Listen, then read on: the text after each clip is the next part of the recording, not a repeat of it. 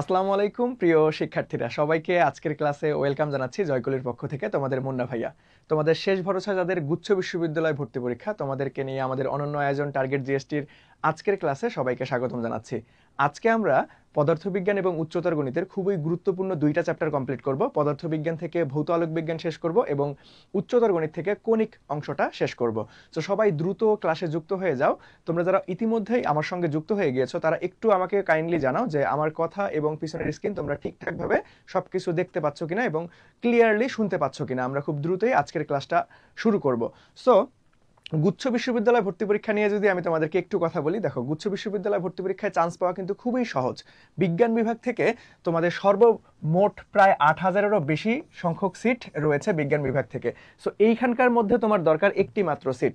So গুচ্ছ বিশ্ববিদ্যালয়ের cut mark নিয়ে যদি আমি তোমাদেরকে একটু আইডিয়া দেই, গুচ্ছ বিশ্ববিদ্যালয়ের কাটমার্ক কিন্তু 45 প্লাস মাইনাস। সো এইটা মাঝে মধ্যে প্রশ্ন যখন কঠিন হয় তার থেকেও কমে যায়, অর্থাৎ 40-এর আশেপাশে চলে আসে। সো তুমি অন্যান্য ইউনিভার্সিটি যেমন ঢাকা বিশ্ববিদ্যালয়, রাজশাহী, জাহাঙ্গীরনগর, চট্টগ্রাম অনেক ইউনিভার্সিটিতে পরীক্ষা দিয়ে ফেলছো, সেখানে তোমাদের দেখা যায় যে ভাইয়া আমি 50 ক্রস করে ফেলছি, 52-53 পাইছি, কিন্তু তবুও আমার সিরিয়াল আসেনি বা আমি চান্স পাইনি।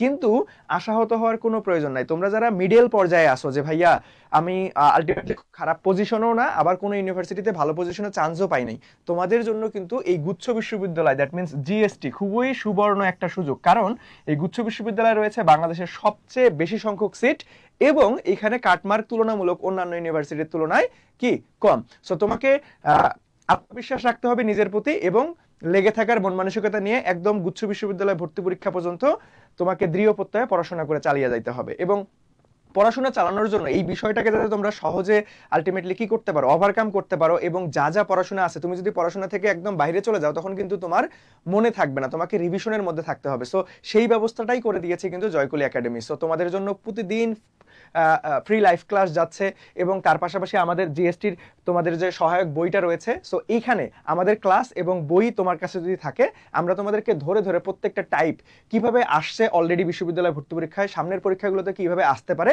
একদম A to Z অ্যানালাইসিস করে আমরা তোমাদেরকে দেখাই দিব। ওকে, সো চলো আমরা আজকের ক্লাসে চলে যাই।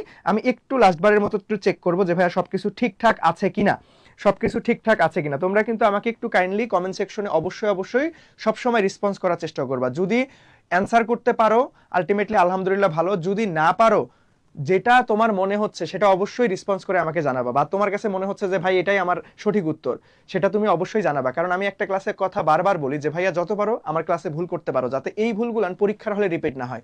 তুমি যদি ক্লাসে ভুল করো তাহলে আমি তোমাকে বেসিক কনসেপ্টটা খুব সুন্দর মতো বুঝাই দিতে পারবো, যাতে করে পরীক্ষার হলে এই প্রশ্নটা আর কখনোই ভুল না হয়। ওকে, তুমি অবশ্যই রেসপন্স করবা আজকের ক্লাসে, দেখবা যে একদম A to Z আমাদের ভৌত আলোক বিজ্ঞান এবং কণিক তোমার একদম বেসিক টু অ্যাডভান্স ক্লিয়ার হয়ে যাবে বিশ্ববিদ্যালয় ভর্তি পরীক্ষার জন্য। সো সর্বপ্রথম আমাদের যে প্রশ্নটা আমরা দেখতে পাচ্ছি, দেখো, একটি তরঙ্গের দুটি বিন্দুর মধ্যে দশা পার্থক্য দেওয়া আছে আমাদের কত ভাইয়া? দশা পার্থক্য দেওয়া আছে পাই। বিন্দুদ্বয়ের মধ্যে পথ পার্থক্য কত? তোমাকে দশা পার্থক্য দেওয়া আছে, পথ পার্থক্য বের করতে বলছে। খুবই সহজ একটা প্রশ্ন এবং খুবই গুরুত্বপূর্ণ একটা প্রশ্ন। এডমিশন টেস্ট যাবে তোমাদের এই প্রশ্ন আসবে না, এটা কখনোই হয় না। কোনো না কোনো বিশ্ববিদ্যালয়ে দশা পার্থক্য বা পথ পার্থক্য থেকে প্রশ্ন আসবেই। সো আমরা এখানে তোমরা একটু উত্তর করার চেষ্টা করো যে ভাইয়া কোনটা রাইট অ্যান্সার হবে, আমি তোমাদেরকে এটা করাই দেওয়ার চেষ্টা করতেছি। দেখো, সো আমরা সবাই জানি যে দশা পার্থক্য এবং পথ পার্থক্যর মধ্যে সম্পর্ক কি ভাইয়া? দশা পার্থক্য ইকুয়াল টু আমরা কি লিখতে পারবো? দশা পার্থক্য ইকুয়াল টু আমরা সূত্র কি জানি ভাইয়া? 2π/λ ইন্টু পথ পার্থক্য ইন্টু কি ভাইয়া? পথ পার্থক্য। সো এইখানে আমাদের কি বের করতে বলছে? আমাদের পথ পার্থক্যটাই বের করতে বলছে। তাহলে আমরা এখান থেকে পথ পার্থক্য লিখতে পারি যে ভাইয়া পথ পার্থক্য ইকুয়াল টু, তাহলে উল্টাই যাবে, তাহলে λ/2π ইন্টু আমাদের কি ভাইয়া? দশা পার্থক্য ইন্টু কি হবে? দশা পার্থক্য। তাহলে মান বসাই দাও, তাহলে λ/2π, আর এখানে দশার মান কত দেওয়া আছে দেখো তো ভাইয়া? দশার মান দেওয়া আছে পাই, দশার মান দেওয়া আছে পাই। তাহলে এইখান থেকে আমরা পাই আর পাই কাটা দিতে পারি, তাহলে আমাদের অ্যান্সার আসতেছে আমাদের π/2। সো আমাদের পথ পার্থক্য কতটুকু হবে? π/2। খুব সুন্দরভাবে আমরা প্রথমটার উত্তর করে ফেললাম যে ভাইয়া বি নাম্বারটা π/2। এটা কত সালে আসছিল জিএসটি ভর্তি পরীক্ষায়? একদম গরম গরম প্রশ্ন, 24-25-এর আসা একটা প্রশ্ন। এখন এইখানে না স্যারেরা ইচ্ছা করলেই স্যারেরা একটু তোমাদের সঙ্গে চালাকি করতে পারে, বা এইখানে একটা শুভঙ্করের ফাঁদ দিয়ে রাখতে পারে। সো আমি তোমাদের সঙ্গে সেটা শেয়ার করতেছি। চলো, সো এইখানে একটা দেখবা যে দশা পার্থক্য এবং পথ পার্থক্য। সো দশা কখনোই মনে রাখবা সব সময়, এটা হচ্ছে একটা নোট, এটা নোট। তোমাদের এই কনসেপ্ট থেকে আলটিমেটলি এডমিশন টেস্টে খুব একটা আসে না, কিন্তু তোমরা এইচএসসি পরীক্ষায় টেস্ট পেপার সমাধানে কিন্তু এই অংশটা পাইছো। দেখো আমি তোমাদের একটু দেখাই দিই। দশা কখনোই কখনোই কখনোই 2 পাই এর বেশি হয় না, 2 পাই এর বেশি হবে না, 2 পাই এর বেশি হবে না, বেশি হবে না, বেশি হবে না। ধরো অ্যান্সার হিসেবে তোমার 2 পাই এর বেশি চলে আসছে, অ্যান্সার হিসেবে দশা পার্থক্যটা 2 পাই এর বেশি আসছে, তখন তুমি কি করবা, ওই অ্যান্সার থেকে মাইনাস করে দিবে কত, 2 পাই। অ্যান্সার থেকে 2 পাই মাইনাস করে দিয়ে তারপরে তোমার আলটিমেটলি যে অ্যান্সারটা আসবে সেটাই হচ্ছে প্রকৃত অ্যান্সার। ওকে, ঠিক একইভাবে আমাদের পথ পার্থক্যরও একটা শর্ত আছে যে ভাইয়া পথ পার্থক্য কখনোই কি হবে না, যে ভাইয়া আমাদের ল্যামডা এর বেশি হবে না, ল্যামডা এর বেশি হবে না, বেশি হবে না।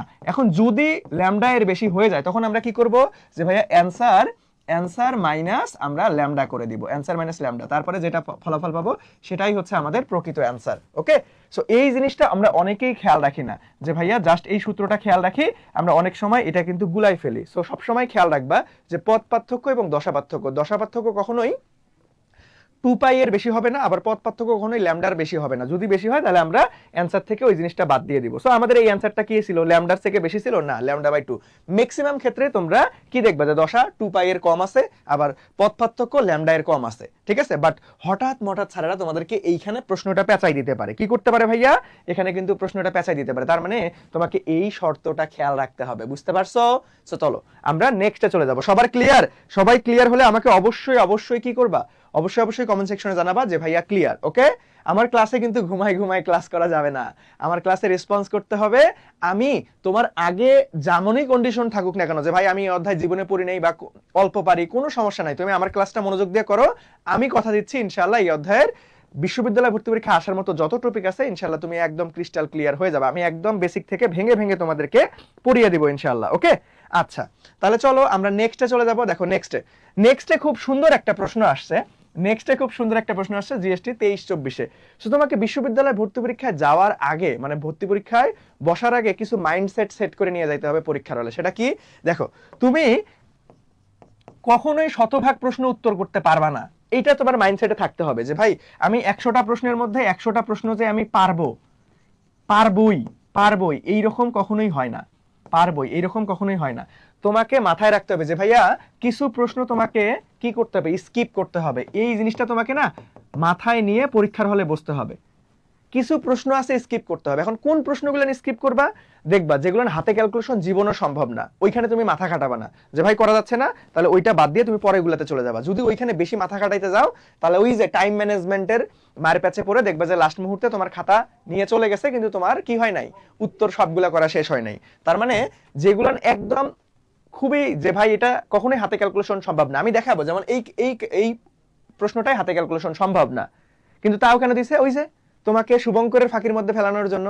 যারা জানবে না যে ভাই এটা স্কিপ করতে হবে, ও তো একদম চেষ্টা করতে আরে না এটা সমাধান করেই ছাড়বো, এখানে যে জেদ দেখাতে যাবা সেই কিন্তু ধরা খাবা। ওকে, সো তোমাকে কিছু প্রশ্ন আগে থেকে মাইন্ডসেটে নিয়ে যাইতে হবে যে ভাইয়া যদি দেখো যে ভাই বড় ক্যালকুলেশন, হ্যাঁ পারবা তুমি, আমি জানি তুমি সময় দিলে পারবা, কিন্তু প্রথম দেখায় কখনো ওই প্রশ্নগুলো উত্তর করতে যাবে না, যেটা বড় ক্যালকুলেশন বা হাতে ক্যালকুলেশন করা যাচ্ছে না, এগুলো একদম পরীক্ষার একদম শেষ মুহূর্তের দিকে সমাধান করার চেষ্টা করবা যদি তুমি সময় পাও। আর না হইলে তুমি এই যে 2-1টা প্রশ্ন স্কিপ করলে কোনো সমস্যা নাই। দেখো এই প্রশ্নটা দেখো, তুমি হাতে ক্যালকুলেশন কিভাবে করা যায় কি যায় না আমরা একটু দেখার চেষ্টা করি। ওকে, সো দেখো কি বলছে যে ভাইয়া হীরকের পৃষ্ঠতলে একটি আলোক রশ্মি 60 ডিগ্রি কোণে আপতিত হয়ে 12 ডিগ্রি কোণে প্রতিসৃত হয়, তাহলে হীরকের সমাবর্তন কোণ কত? দেখো সমাবর্তন কোণের আমরা সূত্র ডিরেক্ট জানি, সমাবর্তন কোণের কি জানি ভাইয়া, আমরা কিন্তু ডিরেক্ট সূত্র জানি। সেটা কি, যে ভাইয়া new equal to tan IP বা থিটা পি একটা লিখলেই হয়, এটাই হচ্ছে আমাদের সমবর্তন কোণ। এটাই কি ভাইয়া, এটা হচ্ছে আমাদের সমবর্তন কোণ। ওকে, এখন স্লেনের সূত্র থেকে আমরা প্রতিসরাঙ্ক নিউ ইকুয়াল টু কি জানি, যে ভাইয়া sine I divided by sine R. যেহেতু এখানে দুইটা কোণ দেওয়া আছে তাহলে আমরা এখান থেকে লিখতে পারবো যে ভাই sine theta 1 divided by sine theta 2। ঠিক আছে, তাহলে দেখো আমরা নিউ এর স্লেনের সূত্রটা জানি, তাহলে এইখানে এই নিউ এর সূত্রটা বসাই দাও, তাহলে আমরা কি জানবো যে ভাইয়া, আচ্ছা একবারে একটু সাজাই নেই তাহলে তোমাদের সুবিধা হবে। তাহলে দেখো আমরা বের করব কি আইপি, দ্যাট মিন্স আমাদের সমবর্তন কোণ। ওকে, তাহলে সমবর্তন কোণ আইপি ইকুয়াল টু কি লিখতে পারবো ভাইয়া, আমরা tan ইনভার্স আমাদের হচ্ছে নিউ, তাহলে এখন নিউ এর জায়গায় তুমি বসাই দাও যে ভাইয়া tan ইনভার্স আমাদের হচ্ছে sin থিটা 1 এর মান কত ভাইয়া থিটা 1 এর মান হচ্ছে 60 ডিগ্রি, দ্যাট মিন্স 60 ডিগ্রি বসায় দাও ডিভাইডেড বাই sin 12 ডিগ্রি। এই যে ভাইয়া এইখানেই তোমাদের ঝামেলা লাগাই দিছে, এটা হাতে ক্যালকুলেশন সো টাফ। আলটিমেটলি যদি তুমি ধরে ধরে অর্থাৎ অ্যাপ্রক্সিমেট একটা হিসাব ধরে করতে চাও তবুও সময় লাগবে, কারণ এখানে একবার ভাগ ফরম্যাটে আছে, ভাগটা করতে হবে, তারপরে আবার tan ইনভার্স করতে হবে, অনেক ঝামেলার কাজ। সো দেখো এখানে আমাদের কি ভাইয়া, আমাদের সাইন কত ডিগ্রি, 12 ডিগ্রি, সাইন 12 ডিগ্রি। তাহলে দেখো সাইন 60 ডিগ্রি মান কত, √3 ডিভাইডেড বাই 2, আর সাইন 12 ডিগ্রি এইটা ভাইয়া হাতে ক্যালকুলেশন কিন্তু করা যাবে না। তার মানে কি এইখানে তোমাকে বেশি বেশি সময় নষ্ট করবা, তুমি বেশি সময় ইনভেস্ট করে ভাবতেই থাকবা যে কি করা যায়, নো। তুমি কি করবা, যখনই দেখবে এরকম ঝামেলা তুমি এটা স্কিপ করে পরেরটাই চলে যাবা ভাইয়া। ওকে, পরীক্ষা সবসময় 3 স্টেপে দিবা। কয় স্টেপে? 3 স্টেপে। সো তোমার ধরো 60টা প্রশ্ন আছে বা 100টা প্রশ্ন আছে, তোমাকে চেষ্টা করতে হবে ওই 1 ঘন্টার মধ্যে ওই প্রশ্নটা তোমাকে 3বার রিডিং পড়তে হবে, 3বার রিডিং পড়তে হবে। সেটা কিভাবে? প্রথম দেখায় শুধুমাত্র থিওরি টাইপ প্রশ্ন বা একদম মুখস্থ যেগুলো উত্তর করতে পারবা, দেখা মাত্র উত্তর, সেগুলো দাগাই ফেলবা। এইভাবে 1 থেকে 60 অথবা 1 থেকে 100 পর্যন্ত যাবা তুমি।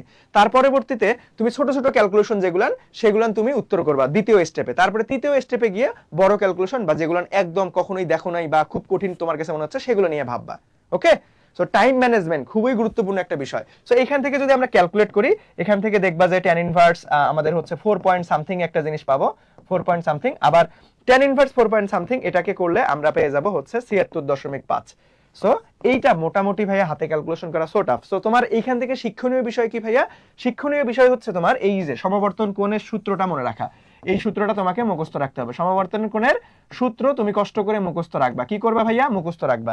এখন এই মান সহ যেটা উত্তর আসছে সেই উত্তরটা চাইলে মনে রাখতে পারো, অথবা এখন যদি প্রশ্ন আসে তাহলে এখানে মান চেঞ্জ করে দেওয়ার সম্ভাবনা সব থেকে বেশি, কারণ এটা হাতে ক্যালকুলেশন করা অনেক দুঃসাধ্য একটা ব্যাপার। ওকে, বুঝতে পারছো সবাই? বুঝতে পারছো? তার মানে এখানে আমাদের শিক্ষণীয় বিষয় কি ভাই, কিছু প্রশ্ন আছে আমাকে আগে থেকেই মন মানসিকতা নিয়ে যাইতে হবে যে আমাকে স্কিপ করতে হবে। এইখানে কোনো বাহাদুরি দেখা যাবে না, আমি ফিজিক্সে বস, আমি এটা উত্তর করেই ছাড়বো, এইরকম করা যাবে না, এইরকম জেদ থাকা যাবে না। বুঝতে পারছেন সবাই? তার মানে অবশ্যই অবশ্যই আমাদেরকে কি খেয়াল রাখতে হবে, টাইম ম্যানেজমেন্ট। কিছু প্রশ্ন আছে যখনই দেখবা যে না ঝামেলা মনে হচ্ছে, হাতে ক্যালকুলেশন কোনোভাবেই সম্ভব না, অনেক সময় সাপেক্ষ, তুমি সেটা স্কিপ করে পরবর্তীতে চলে যাবা।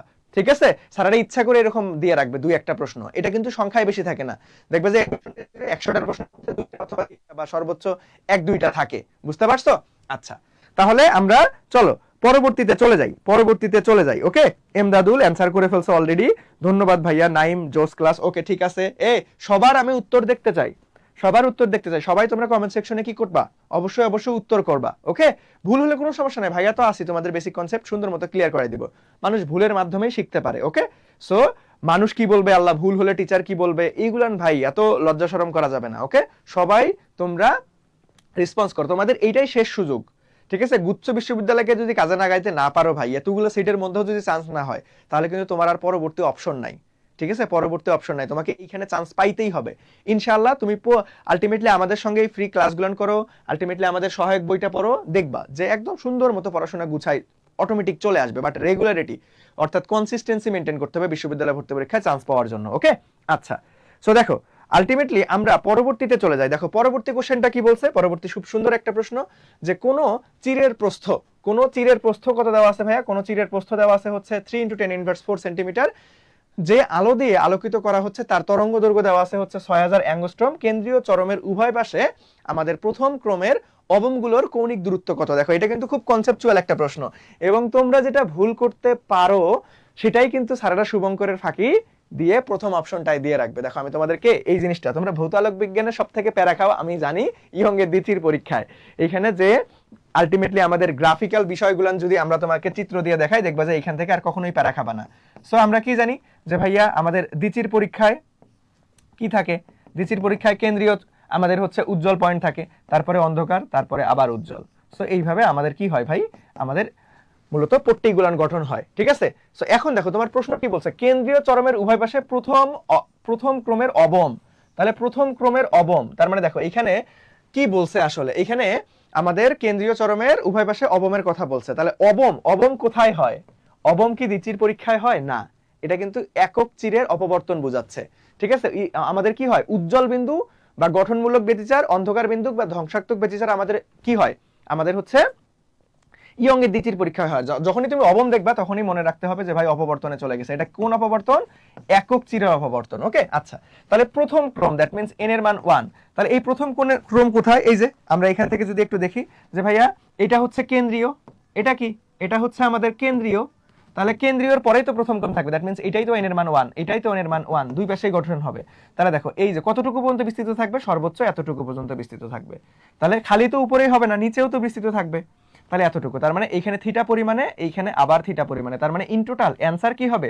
অ্যান্সার কিন্তু হবে 2 থিটা, থিটার সঙ্গে 2 গুণ করতে হবে। সো এই কনসেপ্টটা কিন্তু মারাত্মক ইম্পর্টেন্ট, যে কেন 2 গুণ হচ্ছে, কারণ উপরের পাশাপাশি তোমার নিচেও তো গঠন হবে, তাই না? সো এখন চলো আমরা থিটার মান বের করে অ্যান্সারকে ওই 2 দ্বারা গুণ করে দিতে হবে। তাহলে দেখো আমরা একক চিরের অপবর্তনের অবমের জন্য কি জানি? অবমের জন্য জানি যে ভাইয়া সূত্র হচ্ছে a sin theta equal two n lambda. এখানে যেহেতু n এর মান 1, কারণ প্রথম ক্রম বলেই দিছে তোমাকে, তাহলে এখান থেকে আমাকে বের করতে হবে থিটার মান, that means theta equal two sign inverse, আমরা বলতে পারতেছি কি ভাইয়া যে ল্যামডা ডিভাইডেড বাই a, কারণ n এর মান হচ্ছে 1, আমি একদম ওটা তুলাই দিলাম, কারণ 1 বসার কথা না বসার কথা একই কথা। এখন আসো এইখানে মানে ফিজিক্সের সব থেকে গুরুত্বপূর্ণ একটা বিষয় একক কনভার্সন। সো দেখো এইখানে ল্যামডা কিসে আছে ভাই? অ্যাঙ্গস্ট্রম এককে আছে। এটা কি অ্যাঙ্গস্ট্রম এককে রাখলে চলবে?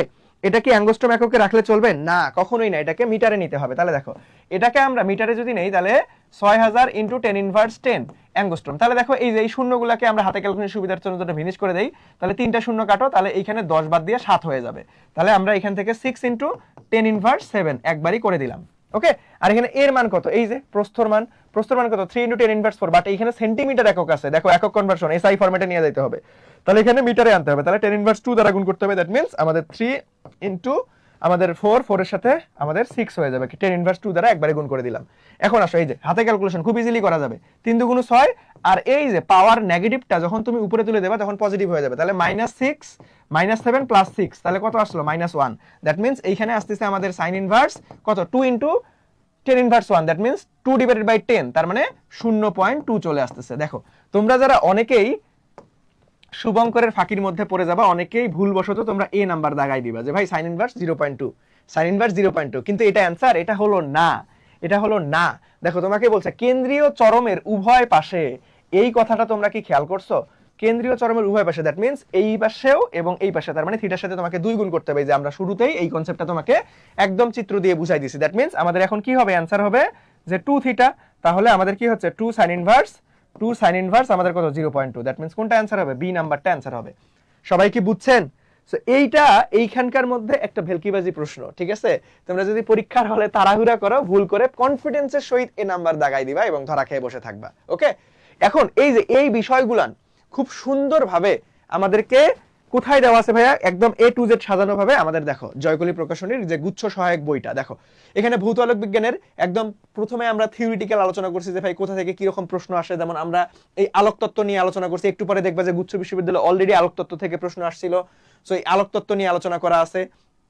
তার পরবর্তীতে দেখো একদম তারপরে তড়িৎ চুম্বক তরঙ্গ, কোথায় তরঙ্গ দৈর্ঘ্য বেশি, কোথায় তরঙ্গ দৈর্ঘ্য কম, কোথায় কম্পাঙ্ক বেশি, কার ভেদন ক্ষমতা বেশি, কার অ্যানায়ন ক্ষমতা বেশি, মারাত্মক লেভেলের ইম্পর্টেন্ট। সো আমরা কিন্তু প্রথমে তোমাকে থিওরি টাইপ অংশগুলো খুব সুন্দরভাবে দেখো দেখাই দিচ্ছি, খুব সুন্দরভাবে একদম A to Z সাজানো গুছানো কোথায় তুমি পেয়ে যাবে আমাদের জয়কলি প্রকাশনীর ভর্তি সহায়িকা জিএসটি ভর্তি সহায়িকা বইটিতে। ওকে, সো তোমরা যারা বইটা কালেক্ট করো নাই, খুব দ্রুত বইটা কালেক্ট করে নাও এবং আমাদের ক্লাসগুলো করো, ইনশাআল্লাহ তোমার ভর্তি প্রস্তুতির যা যা লাগবে A to Z কমপ্লিট হয়ে যাবে। ওকে, তাহলে চলো আমরা পরবর্তীতে চলে যাই। পরবর্তীতে দেখো এই যে থিওরি টাইপ একটা প্রশ্ন, একদম মনে করো মানে কি এই প্রশ্ন সব সময়ই দেখা যায়। সো দেখি সবার আগে কে উত্তর করতে পারো, দেখি সবার আগে কে উত্তর করতে পারো, দেখি আমি একটু কমেন্ট দেখবো যে ভাই সবার আগে তোমরা কে উত্তর করতে পারো। দেখো এখানে কি বলছে যে ধ্বংসাত্মক ব্যতিচারের জন্য পথ পার্থক্য কত হবে?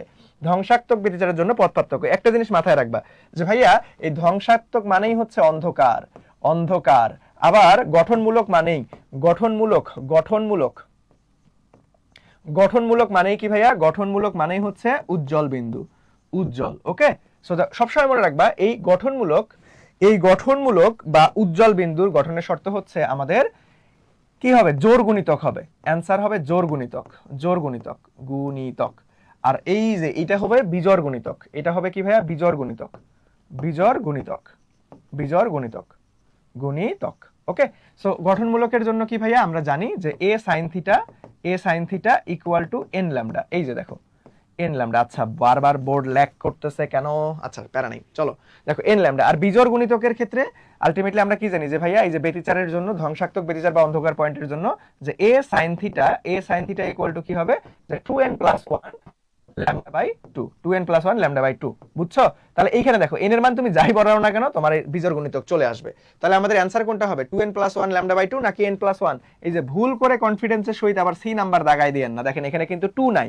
সো মাথা ঠান্ডা রেখে পরীক্ষার হলে তোমাকে পরীক্ষা দিতে হবে। তুমি যদি একদম টেনশনে বেশি থাকো বা তাড়াহুড়া করো তাহলে কিন্তু পরীক্ষার হলে এরকম টুকটাক সিলি মিস্টেকের কারণে চান্স মিস হয়ে যাবে। তার মানে তোমাকে একদম স্থির থাকতে হবে ভাইয়া, মাথা ঠান্ডা রেখে পরীক্ষায় উত্তর করতে হবে। তাহলে দেখো আমরা খুব সহজেই বি নাম্বার উত্তর পেয়ে গেছি। এই তো সবাই মোটামুটি অ্যান্সার করতেছেন। এই তো জয় সবার আগে অ্যান্সার করছো যে ভাইয়া 4 এর ডি হবে। 4 এর ডি, এই 4 এর ডি না, দেখো ধ্বংসাত্মক বলছে, 4 এর বি হবে। তুমি উল্টাটা দিয়ে ফেলছো। দেখো এই যে আমি তোমাকে অলরেডি বেসিক কনসেপ্টটা ক্লিয়ার করে দিছি। যদি বলে উজ্জ্বল বিন্দু গঠনের শর্ত বা গঠনমূলক ব্যতিচারে, তখন হবে আমাদের কি এন ল্যামডা, দ্যাট মিন্স জোড় গুণিতক। আর কখন বিজোড় গুণিতক হবে, যখন আমাদের ধ্বংসাত্মক ব্যতিচার বা অন্ধকার বিন্দু গঠনের শর্ত বলবে। ওকে, এই দুইটার মধ্যে কিন্তু তালগুল পাকানো যাবে না। খুবই থিওরি টাইপ একটা প্রশ্ন এবং খুবই গুরুত্বপূর্ণ প্রশ্ন। আচ্ছা জয়, সরি কিছু নাই। দেখো ক্লাস করো, বেসিক কনসেপ্ট ক্লিয়ার করো, চান্স পাও, এটাই আমরা খুশি ইনশাআল্লাহ। ওকে, সো তোমাকে অবশ্যই কনসেপ্ট ক্লিয়ার রাখতে হবে। বেসিক কনসেপ্ট ক্লিয়ার না থাকলে মুখস্থ করলে কিন্তু হবে না। দেখো আমি তোমাকে প্রত্যেকটা অংশ ভেঙে ভেঙে দিচ্ছি। ওকে, তাহলে চলো আমরা পরবর্তীতে চলে যাব। আচ্ছা সম্রাট ভাই সেরা, ধন্যবাদ ভাই আমাদের ক্লাসে থাকার জন্য। ওকে, দেখো আমাদের দেখো এখানে কি বলতেছে যে ভাইয়া একটি তরঙ্গের দুটি বিন্দুর দশা পার্থক্য। এটা কিন্তু তোমাদের পারতে হবে, দশা পার্থক্য এবং পথ পার্থক্য একটু আগে পড়াইছি। দেখো পথ পার্থক্য কত সেটা তোমার কাছে চাইছে। যে ভাই আমরা তো জানি পথ পার্থক্য, একদম সূত্র লিখলাম যে ভাইয়া পথ পার্থক্য that means x equal to, আমরা কি জানি সিগমা, দ্যাট মিন্স আমাদের হচ্ছে কি দশা পার্থক্য equal to 2 pi by lambda. But পথ পার্থক্য যখন বের করবো তখন উল্টায় যাবে, তখন lambda divided by 2 pi into কি হবে ভাই আমাদের দশা পার্থক্য। দশা পার্থক্য কত, পাই বাই 2। এখন তাহলে এই যে পাই কেটে দাও, তাহলে আমাদের 2 কত হয়ে যাবে 4, that means pi lambda divided by 4। তাহলে পথ পার্থক্য আমাদের কতর বেশি হইতে পারে না রে, ল্যামডার বেশি হইতে পারে না। এখানে দেখো ল্যামডা বাই 4 অনেক ছোট মান, প্যারা নাই। তাহলে এটাই আমাদের রাইট অ্যান্সার। ল্যামডা বাই 4 কোথায়, বি নাম্বারটা। দেখছো গুচ্ছতে একদম গরম গরম, একদম আজকের ক্লাস শুরুই করছিলাম, অর্থাৎ 24-25 প্রশ্নটা দিয়ে শুরু করছিলাম।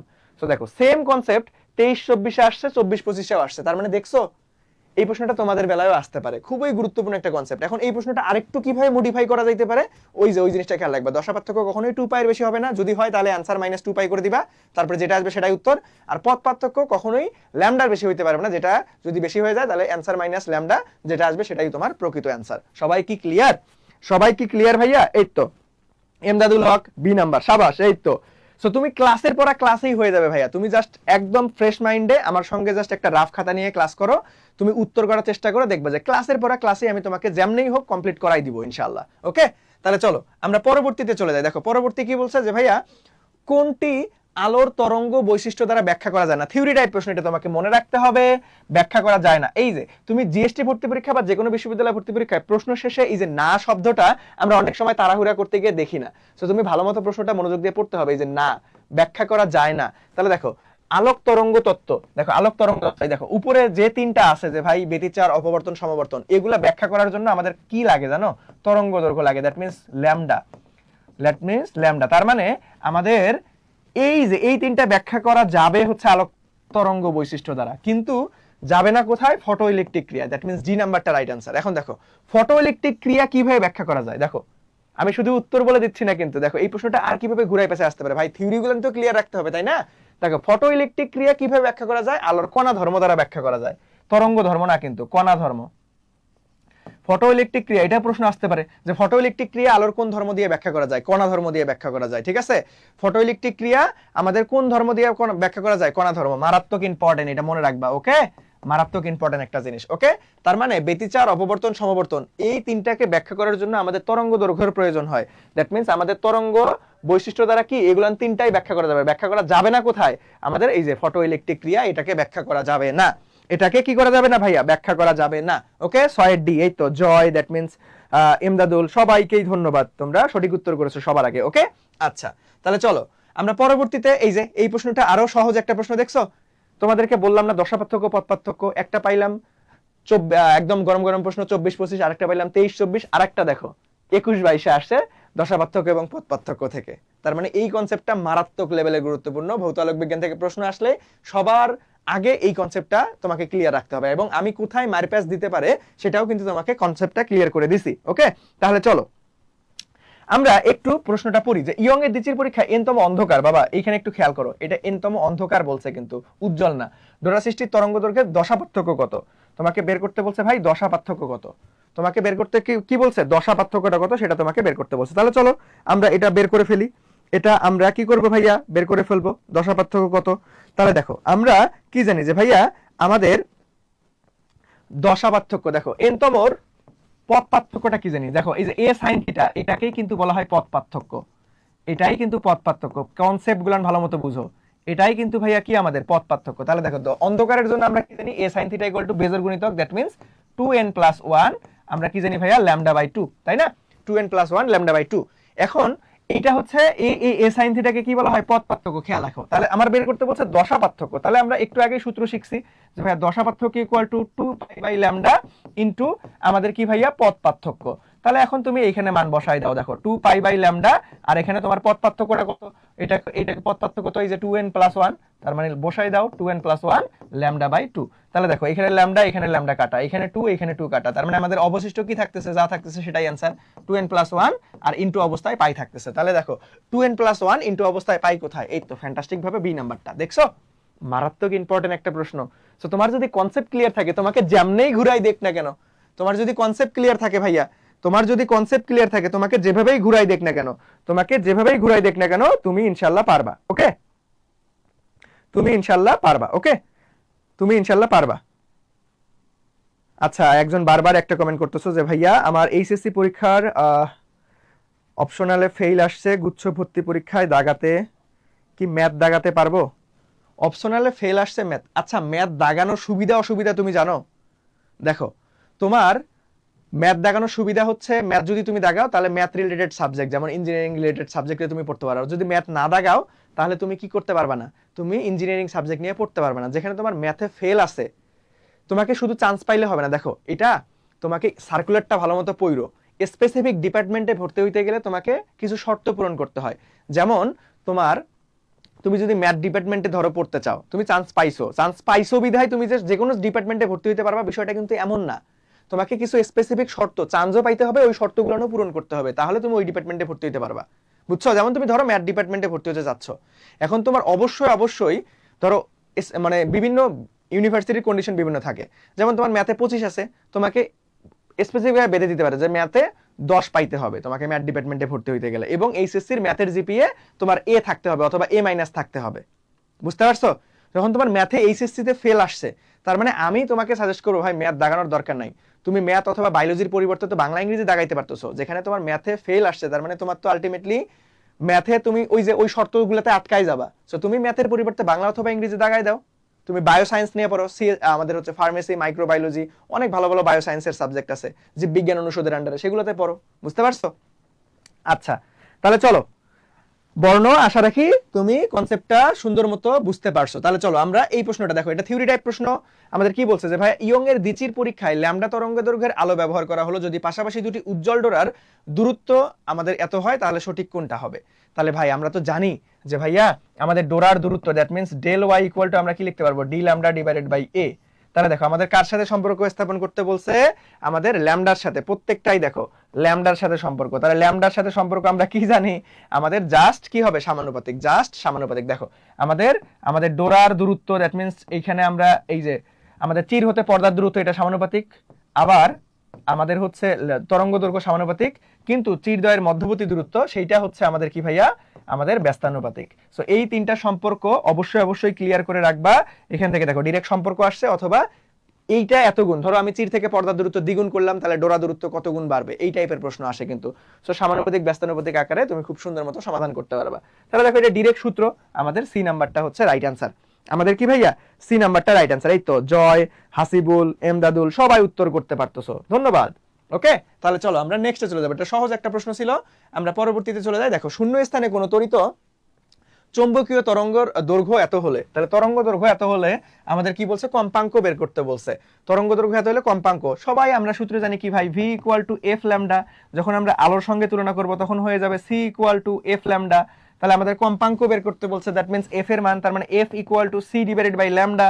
তাহলে আলোর বেগ কত ভাইয়া? 3 × 10⁸, আর এখানে ল্যামডা অ্যাঙ্গস্ট্রোম এককে আছে, তাহলে আমরা এটাকে আমরা 10⁻10 মিটারে নিয়ে যাব। তারপরে এইখানে 3টা শূন্য আছে, তাহলে এই 3টা শূন্য কাটলে এইখানে 10⁻7 হয়ে যাবে, কারণ এখানে আমাদের 10 কিউব ছিল, তাহলে 10 কিউব মানে -7 + 3 কত হবে? সরি, -10 + 3 -7 হয়ে যাবে। তাহলে এখন আমরা এই যে ডিরেক্ট 6 × 10⁻, আমাদের কত 7 বসাই দিলাম। তাহলে দেখো এখানে কত আসতেছে ভাইয়া, যে হচ্ছে আমাদের 3 × 6 2 আসতেছে, আর উপরে কত আসতেছে দেখো, এইখানে চলে আসতেছে আমাদের এইখান থেকে আমাদের এটা উপরে তুলে দিলে প্লাস হয়ে যাবে, তাহলে 15, তার মানে 10⁻15 আসতেছে, আর এখানে হাফ হাফ আসতেছে, তার মানে হাফ। তাহলে দেখো 2 1, তাহলে এখানে কত দশমিক নাও, শূন্য নাও, তাহলে 5 × 10, তার মানে 0.5 × 10⁻, কত 15। তাহলে দেখো এখানে কোথাও 0.5 আছে না, 5 এর আন্ডারে আছে, দেখো 5 দেখা মাত্র আবার এই যে দাগাই দিও না। তাহলে দেখো এই 0.5 কে আমরা কি লিখতে পারবো? ছোট মান বড় করে নাও 5, তাহলে বড় করছো, তাহলে পাওয়ার এক ঘর কমাইতে হবে, তাহলে 10⁻14 হয়ে যাবে। তাহলে 14 কোথায়? আমাদের এ নাম্বারটা রাইট অ্যান্সার। কেউ ভুলে আবার তাড়াহুড়া করতে গিয়ে সি নাম্বার, দেখো 10⁻12, এটা দাগানো যাবে না। সো তোমাকে ঠান্ডা মাথায় দেখে শুনে অ্যান্সার দাগাইতে হবে। এত কাহিনী করে সঠিক উত্তর আনার পর তুমি যদি দেখার ভুলের কারণে ভুল উত্তর দিয়ে দাও, এটার মতো আফসোস থাকবে না। পরীক্ষার হলে বের হয়ে মাথা চাপড়াইলে কিন্তু কোনো কাজ হবে না। তোমাকে মাথা ঠান্ডা রেখে পরীক্ষায় বসতে হবে, অ্যান্সার করতে হবে। এই তো সবাই উত্তর করতে পারছো, ধন্যবাদ জয় এমদাদুল। ওকে, তাহলে পরবর্তীতে যাই। দেখো ইয়ং এর ব্যতিচার প্রদর্শনে পরীক্ষায় পর্দার উৎপন্ন অন্ধকার বিন্দুর জন্য পথ পার্থক্য হচ্ছে। ভাই এটা কি অন্ধকার না? দেখো তো অন্ধকার না, অন্ধকারের জায়গায় আর কি লেখা থাকতে পারতো? অন্ধকারের জায়গায় কি লেখা থাকতে পারতো? দেখো ধ্বংসাত্মক ব্যতিচার, একই কথা। তার মানে এটা আমাদের বিজোড় গুণিতক, তার মানে বিজোড় গুণিতক কোথায় আছে?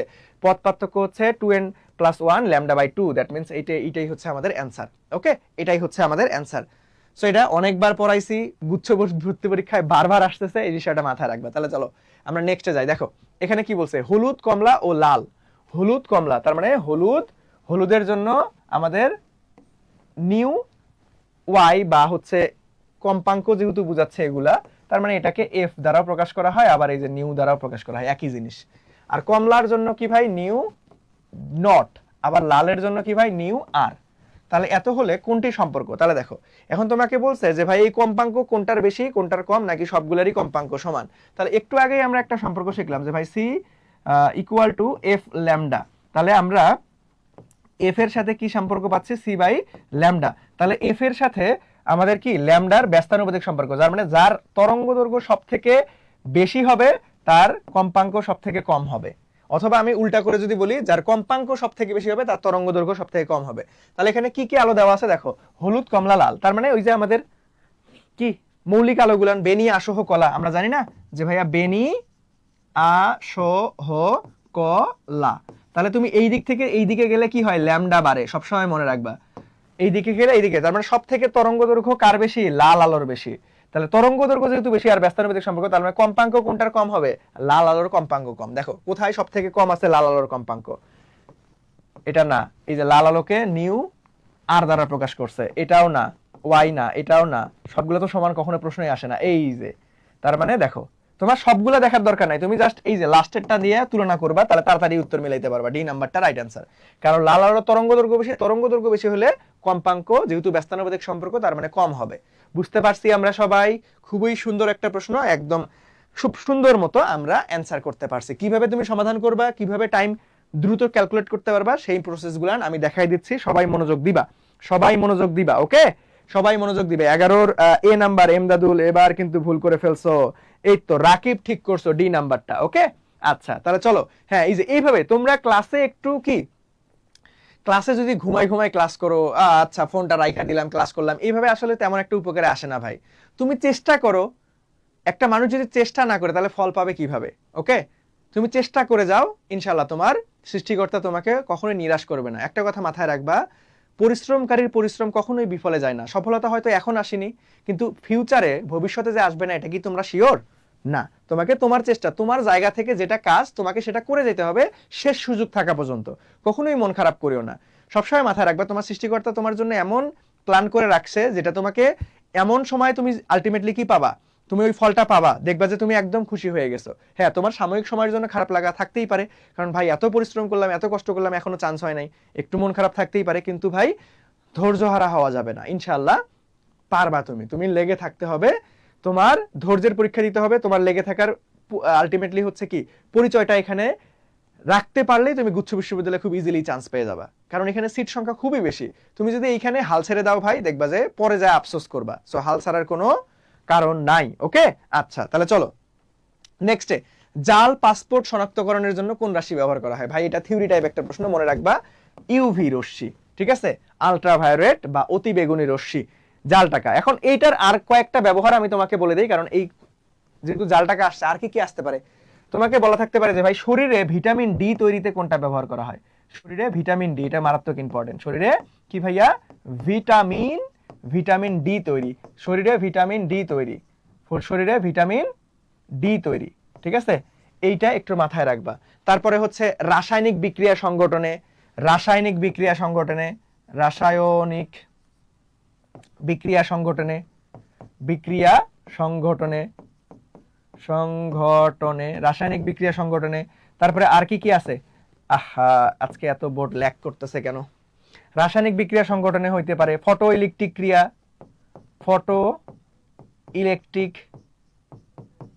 ইলেকট্রিক ক্রিয়ায় সংগঠনে, ঠিক আছে।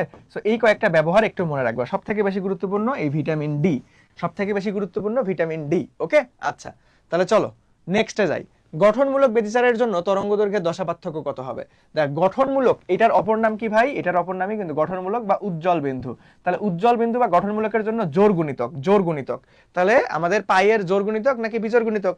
যে ভাই আমাদের দেখো পাই বাই 2 নাকি পাই, এইটা একটু মাথা খাটায় উত্তর করো দেখি কে কে পারো। এটা একটু মাথা খাটায় আমাকে দ্রুত উত্তর করে দাও যে ভাইয়া পাই না পাই বাই 2। খেয়াল রাখবা এটা কিন্তু আমাদের পাই এর জোর গুণিতক, আমাদের কি পাই বাই 2 এর না। কিন্তু সবসময় একটু ঠান্ডা মাথায় উত্তর করবা। থিওরি টাইপ একটা প্রশ্ন মনে রাখতে হবে তোমাকে। নেক্সটে আসো যে ভাইয়া নিচের কোন তড়িৎচুম্বকীয় বিকিরণের কম্পাঙ্ক সব থেকে কম?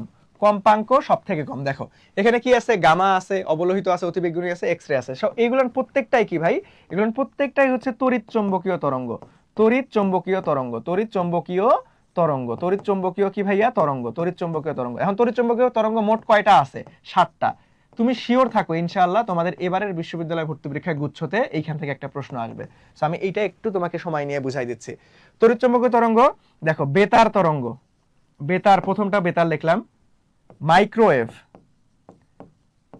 মাইক্রোওয়েভ, বেতার মাইক্রোওয়েভ, অবলোহিত, অবলোহিত বা এটাকে আমরা আইআর ইনফ্রারেড বলি, দৃশ্যমান, দৃশ্যমান আলো, তারপরে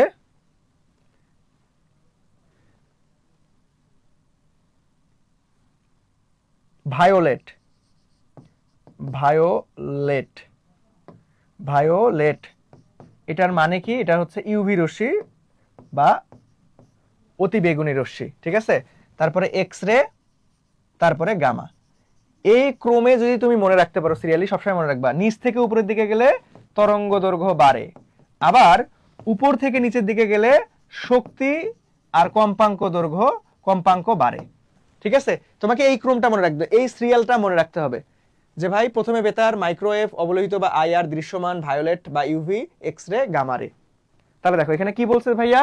আমাদের কোনটার সব থেকে কম? কম্পাঙ্ক কম, দ্যাট মিন্স কম্পাঙ্ক তো উপর থেকে নিচে আসলে বাড়তেছে, তাহলে কোনটার কম হবে? দেখো তো সবার আগে কে আছে? অবলোহিত আছে। দেখো বেতার, মাইক্রোওয়েভ, বেতার আর মাইক্রোওয়েভ যেহেতু নাই, অবলোহিত আছে। এই যে অবলোহিত সবার উপরে আছে, তার মানে এটা সব থেকে কম। যত নিচে যাবা তত বাড়তে থাকছে, তাহলে অবলোহিত। তাহলে কোনটা সব থেকে কম? অবলোহিত। এখন তোমরা আমাকে প্রশ্ন করতে পারো ভাই এই ক্রম কেমনে মনে রাখবো পরীক্ষার হলে? আমার তো এই সিরিয়ালটা মনে থাকবে না যে বেতারের পরে মাইক্রোওয়েভ, মাইক্রোওয়েভের পরে অবলোহিত, এই ক্রমটা তো মনে থাকবে না। এখন করণীয় কি? এখন করণীয় কি? এই ক্রম তো আমার মনে থাকবে না, এখন করণীয় কি? আসো এখন করণীয় কি আমি তোমাকে মনে রাখার একটা ট্রিক্স দিয়ে দেই। ট্রিক্সটা একটু ফানি। দেখো তোমরা সবাই ক্রিকেট খেলা দেখো মোটামুটি। ক্রিকেট খেলায় আগে একটা লিজেন্ডারি ব্যাটসম্যান ছিল এবি ডি ভিলিয়ার্স। সো তারে আজকে আমরা একটু পচাই দিব। সো আমরা এটা মনে রাখার সুবিধার্থে একটা ছন্দ মনে রাখবো যে বেইমান এবি ডি ভিলিয়ার্স এক্স এর গ্রামে যায়, ঠিক আছে। সরো এবি ডি ভিলিয়ার্স আলটিমেটলি একটু ফ্রড টাইপের, সো সে একটা মেয়ের সাথে প্রেম করার পরে কি করছে, তার সাথে প্রতারণা করছে, কিন্তু তার পরবর্তীতে আরো পিছন পিছন ঘুরতেছে ওই। ঠিক আছে, দেখো এটা দিয়ে আমরা এই সহজেই মনে রাখতে পারবো।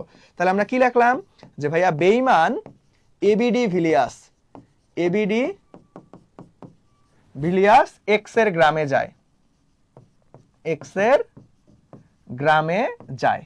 সো এখন দেখো এটা দিয়ে না তুমি একদম খুব সুন্দর মতো মনে রাখতে পারবা। দেখো এই যে বেই থেকে আমাদের বেতার, তারপরে মান থেকে আমাদের মাইক্রোওয়েভ, তারপরে এবি থেকে আমাদের অবলোহিত, তারপরে ডিই থেকে আমাদের দৃশ্যমান, তারপরে ভিআই ভায়োলেট, ভায়োলেট ভায়োলেট মানেই আমাদের অতিবেগুনি, এটা একটু ইংরেজি ফরম্যাটটা মনে রাখতে হবে। এক্স রে তো আলটিমেটলি এক্স এর থেকে এক্স রে, এবং গ্রাম থেকে আমাদের গামা রে। দেখছো কত সহজেই তুমি একদম ক্রমান্বয়ে মনে রাখতে পারবা। মনে রাখবা যে ভাই বেঈমান এবিডি ভিলিয়াস এক্স এর গ্রামে যায়। সো একদম সিকোয়েন্স অনুযায়ী তোমার প্রত্যেকটা মনে থাকবে, এবং মনে রাখবা নিচ থেকে উপরের দিকে গেলে ল্যামডা বাড়বে, আবার উপর থেকে নিচের দিকে গেলে শক্তি এবং কম্পাঙ্ক, শক্তি এবং কম্পাঙ্ক বাড়বে। ওকে, সো এইখান থেকে জীবনে ভুল করবা না। পরীক্ষায় এরকম প্রশ্ন আসতে পারে, নিচের কোনটি তড়িৎচুম্বক তরঙ্গ বা নিচের কোনটি তড়িৎচুম্বক তরঙ্গ নয়। তোমাকে এই 7টা মুখস্থ রাখতে হবে, এবং এই সিরিয়ালি মনে রাখতে পারলে তুমি এইখান থেকে যেমনেই প্রশ্ন আসুক না কেন তুমি ইনশাআল্লাহ পারবা। ওকে, এখান থেকে যেভাবে প্রশ্ন আসুক তুমি ইনশাআল্লাহ পারবা, বুঝছো?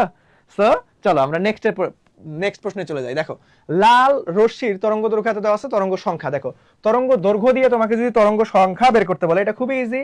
দ্যাট মিন্স বারের মান বের করতে হবে 1 ডিভাইডেড বাই ল্যামডা। তাহলে ওই তরঙ্গ দৈর্ঘ্যকে তুমি 1 ডিভাইডেড বাই করে দাও। তাহলে 1 ডিভাইডেড বাই এই যে ন্যানোমিটার আছে, ন্যানো মানে কত রে, 10 ইনভার্স 9। তার মানে এইখানে আবার 0 0 দুইটা শূন্য কাটা দাও, তাহলে 7 8 9, তাহলে 7। তার মানে এখানে কত আসতেছে 7, আর এখানে 10 ইনভার্স 7 আসতেছে। তাহলে এটাকে এই পাশে উপরে পার করে দিলে কত হবে, 10 টু দি পাওয়ার 7, আর এখানে 1 ডিভাইডেড বাই 7, দ্যাট মিন্স এটাকে ভাগ করে নাও 1, তাহলে 0, তাহলে 7 7 3 আসতেছে, আর তারপরে একটা 0, 4 7 28, দ্যাট মিন্স আমাদের 0.14 something into 10 to the power 7। So এরকম দেখো তো কোথায় আছে 0.14, কোথায় আছে দেখো। আর পরবর্তীতে তোমাকে ক্যালকুলেশন করারই দরকার নাই, তুমি এইরকমই অ্যান্সার করতে পারবা। 0.14 হবে না, আমাদের 0.14। তাহলে দেখো এই যে 114 তাহলে কোনটা লাগাবা, তাহলে এটা একটু কাস্টমাইজ করে তোমাকে শিখাই দেই। দেখো এটাকে কয় ঘর পিছাইতে হবে, যে ভাই 3 ঘর আনতে হবে, প্রত্যেকটাই দেখো 3 ঘর পর্যন্ত আছে, হাতে ক্যালকুলেশন খেয়াল করো। তাহলে এটাকে 1 ঘর 2 ঘর 3 ঘর তুলে দাও, তার মানে 14 সামথিং কিছু একটা হবে ইনটু, তাহলে তুমি ছোট মানকে বড় করছো তাহলে পাওয়ার কমাই দিতে হবে, তাহলে 3টা পাওয়ার কমাও, 3টা পাওয়ার কমাইলে হবে কত, 10 টু দি পাওয়ার 4। তাহলে দেখো আমাদের কোথায় 14 সামথিং 14, এই যে 112 হবে না, 13 হবে না, 14, এই যে 14 একটা অপশনে আছে, সি নাম্বারটা রাইট আনসার। হাতে ক্যালকুলেশন কিভাবে করতেছি, 10 এর পাওয়ার কিভাবে আমরা ভ্যানিশ করে দিচ্ছি, 10 এর পাওয়ার গুলো কিভাবে ম্যানেজমেন্ট করতেছি। 10 এর পাওয়ার তুমি যদি ম্যানেজ করতে পারো তাহলে পরীক্ষার হলে হাতে ক্যালকুলেশন কোনো ব্যাপার না। আমি তোমাকে একদম ভেঙে ভেঙে প্রত্যেকটা বিষয় দেখাই দিচ্ছি। ওকে, তাহলে 15 কত হবে, সি নাম্বার। এই তো সবার আগে জয় আনসার করছো, ধন্যবাদ। ওকে, আচ্ছা তাহলে চলো আমরা নেক্সটে চলে যাব। নেক্সটে দেখো কি বলছে, ভাই কিনারা বা প্রান্ত দিয়ে আলোর বেঁকে যাওয়ার ঘটনা, এটা ডিরেক্ট সংজ্ঞা। কিনারা বা প্রান্ত দিয়ে আলো বেঁকে যাওয়ার ঘটনাকে অপবর্তন বলে। ডিরেক্ট মনে রাখবা, এটা কিন্তু ঢাকা ইউনিভার্সিটিতে একদম ডিরেক্ট প্রশ্ন আসছিল। ওকে, কিনারা বা প্রান্ত দিয়ে আলো বেঁকে যাওয়ার ঘটনাকে অপবর্তন বলে। ঢাকা ইউনিভার্সিটি বাদ দিয়ে আর অন্যান্য ইউনিভার্সিটিতে অনেকবার আসছে, এটা ডিরেক্ট সংজ্ঞা, একটু মনে রাখবা, থিওরি টাইপ প্রশ্ন। ওকে, আচ্ছা তাহলে চলো আমরা নেক্সটে চলে যাব। নেক্সটে দেখো ব্যতিচারের উজ্জ্বল পট্টি ও অন্ধকারের পট্টির দূরত্ব কি হয়, এটা কিন্তু সমান হয়। থিওরি টাইপ প্রশ্ন, একটু কষ্ট করে মনে রাখতে হবে। অন্ধকার এবং উজ্জ্বল দুইটারই দূরত্ব সমান হবে, দুইটারই দূরত্ব সমান। নেক্সটে আসো, এগুলো লাস্টের দিকে একটু থিওরি টাইপ প্রশ্ন দেওয়া আছে। এই যে এটাও একটু লেস ইম্পর্টেন্ট, বাট আলটিমেটলি হচ্ছে পরীক্ষায় হঠাৎ এগুলো চলে আসে। সো তরঙ্গ তত্ত্বের, আলোর তরঙ্গ তত্ত্ব প্রতিষ্ঠাকারী বিজ্ঞানী টমাস ইয়ং পেশায় একজন কি ছিলেন, বলো তো দেখি, পেশায় একজন কি ছিলেন? তো অনেকে দেখাই দিবা পদার্থবিদ, না, পেশায় কিন্তু তিনি একজন চিকিৎসক ছিলেন। ওকে, সেগুলো থিওরি টাইপ প্রশ্ন, তোমাকে মনে রাখতে হবে প্রশ্ন প্র্যাকটিস করে করে। ওকে, নেক্সটে আসো।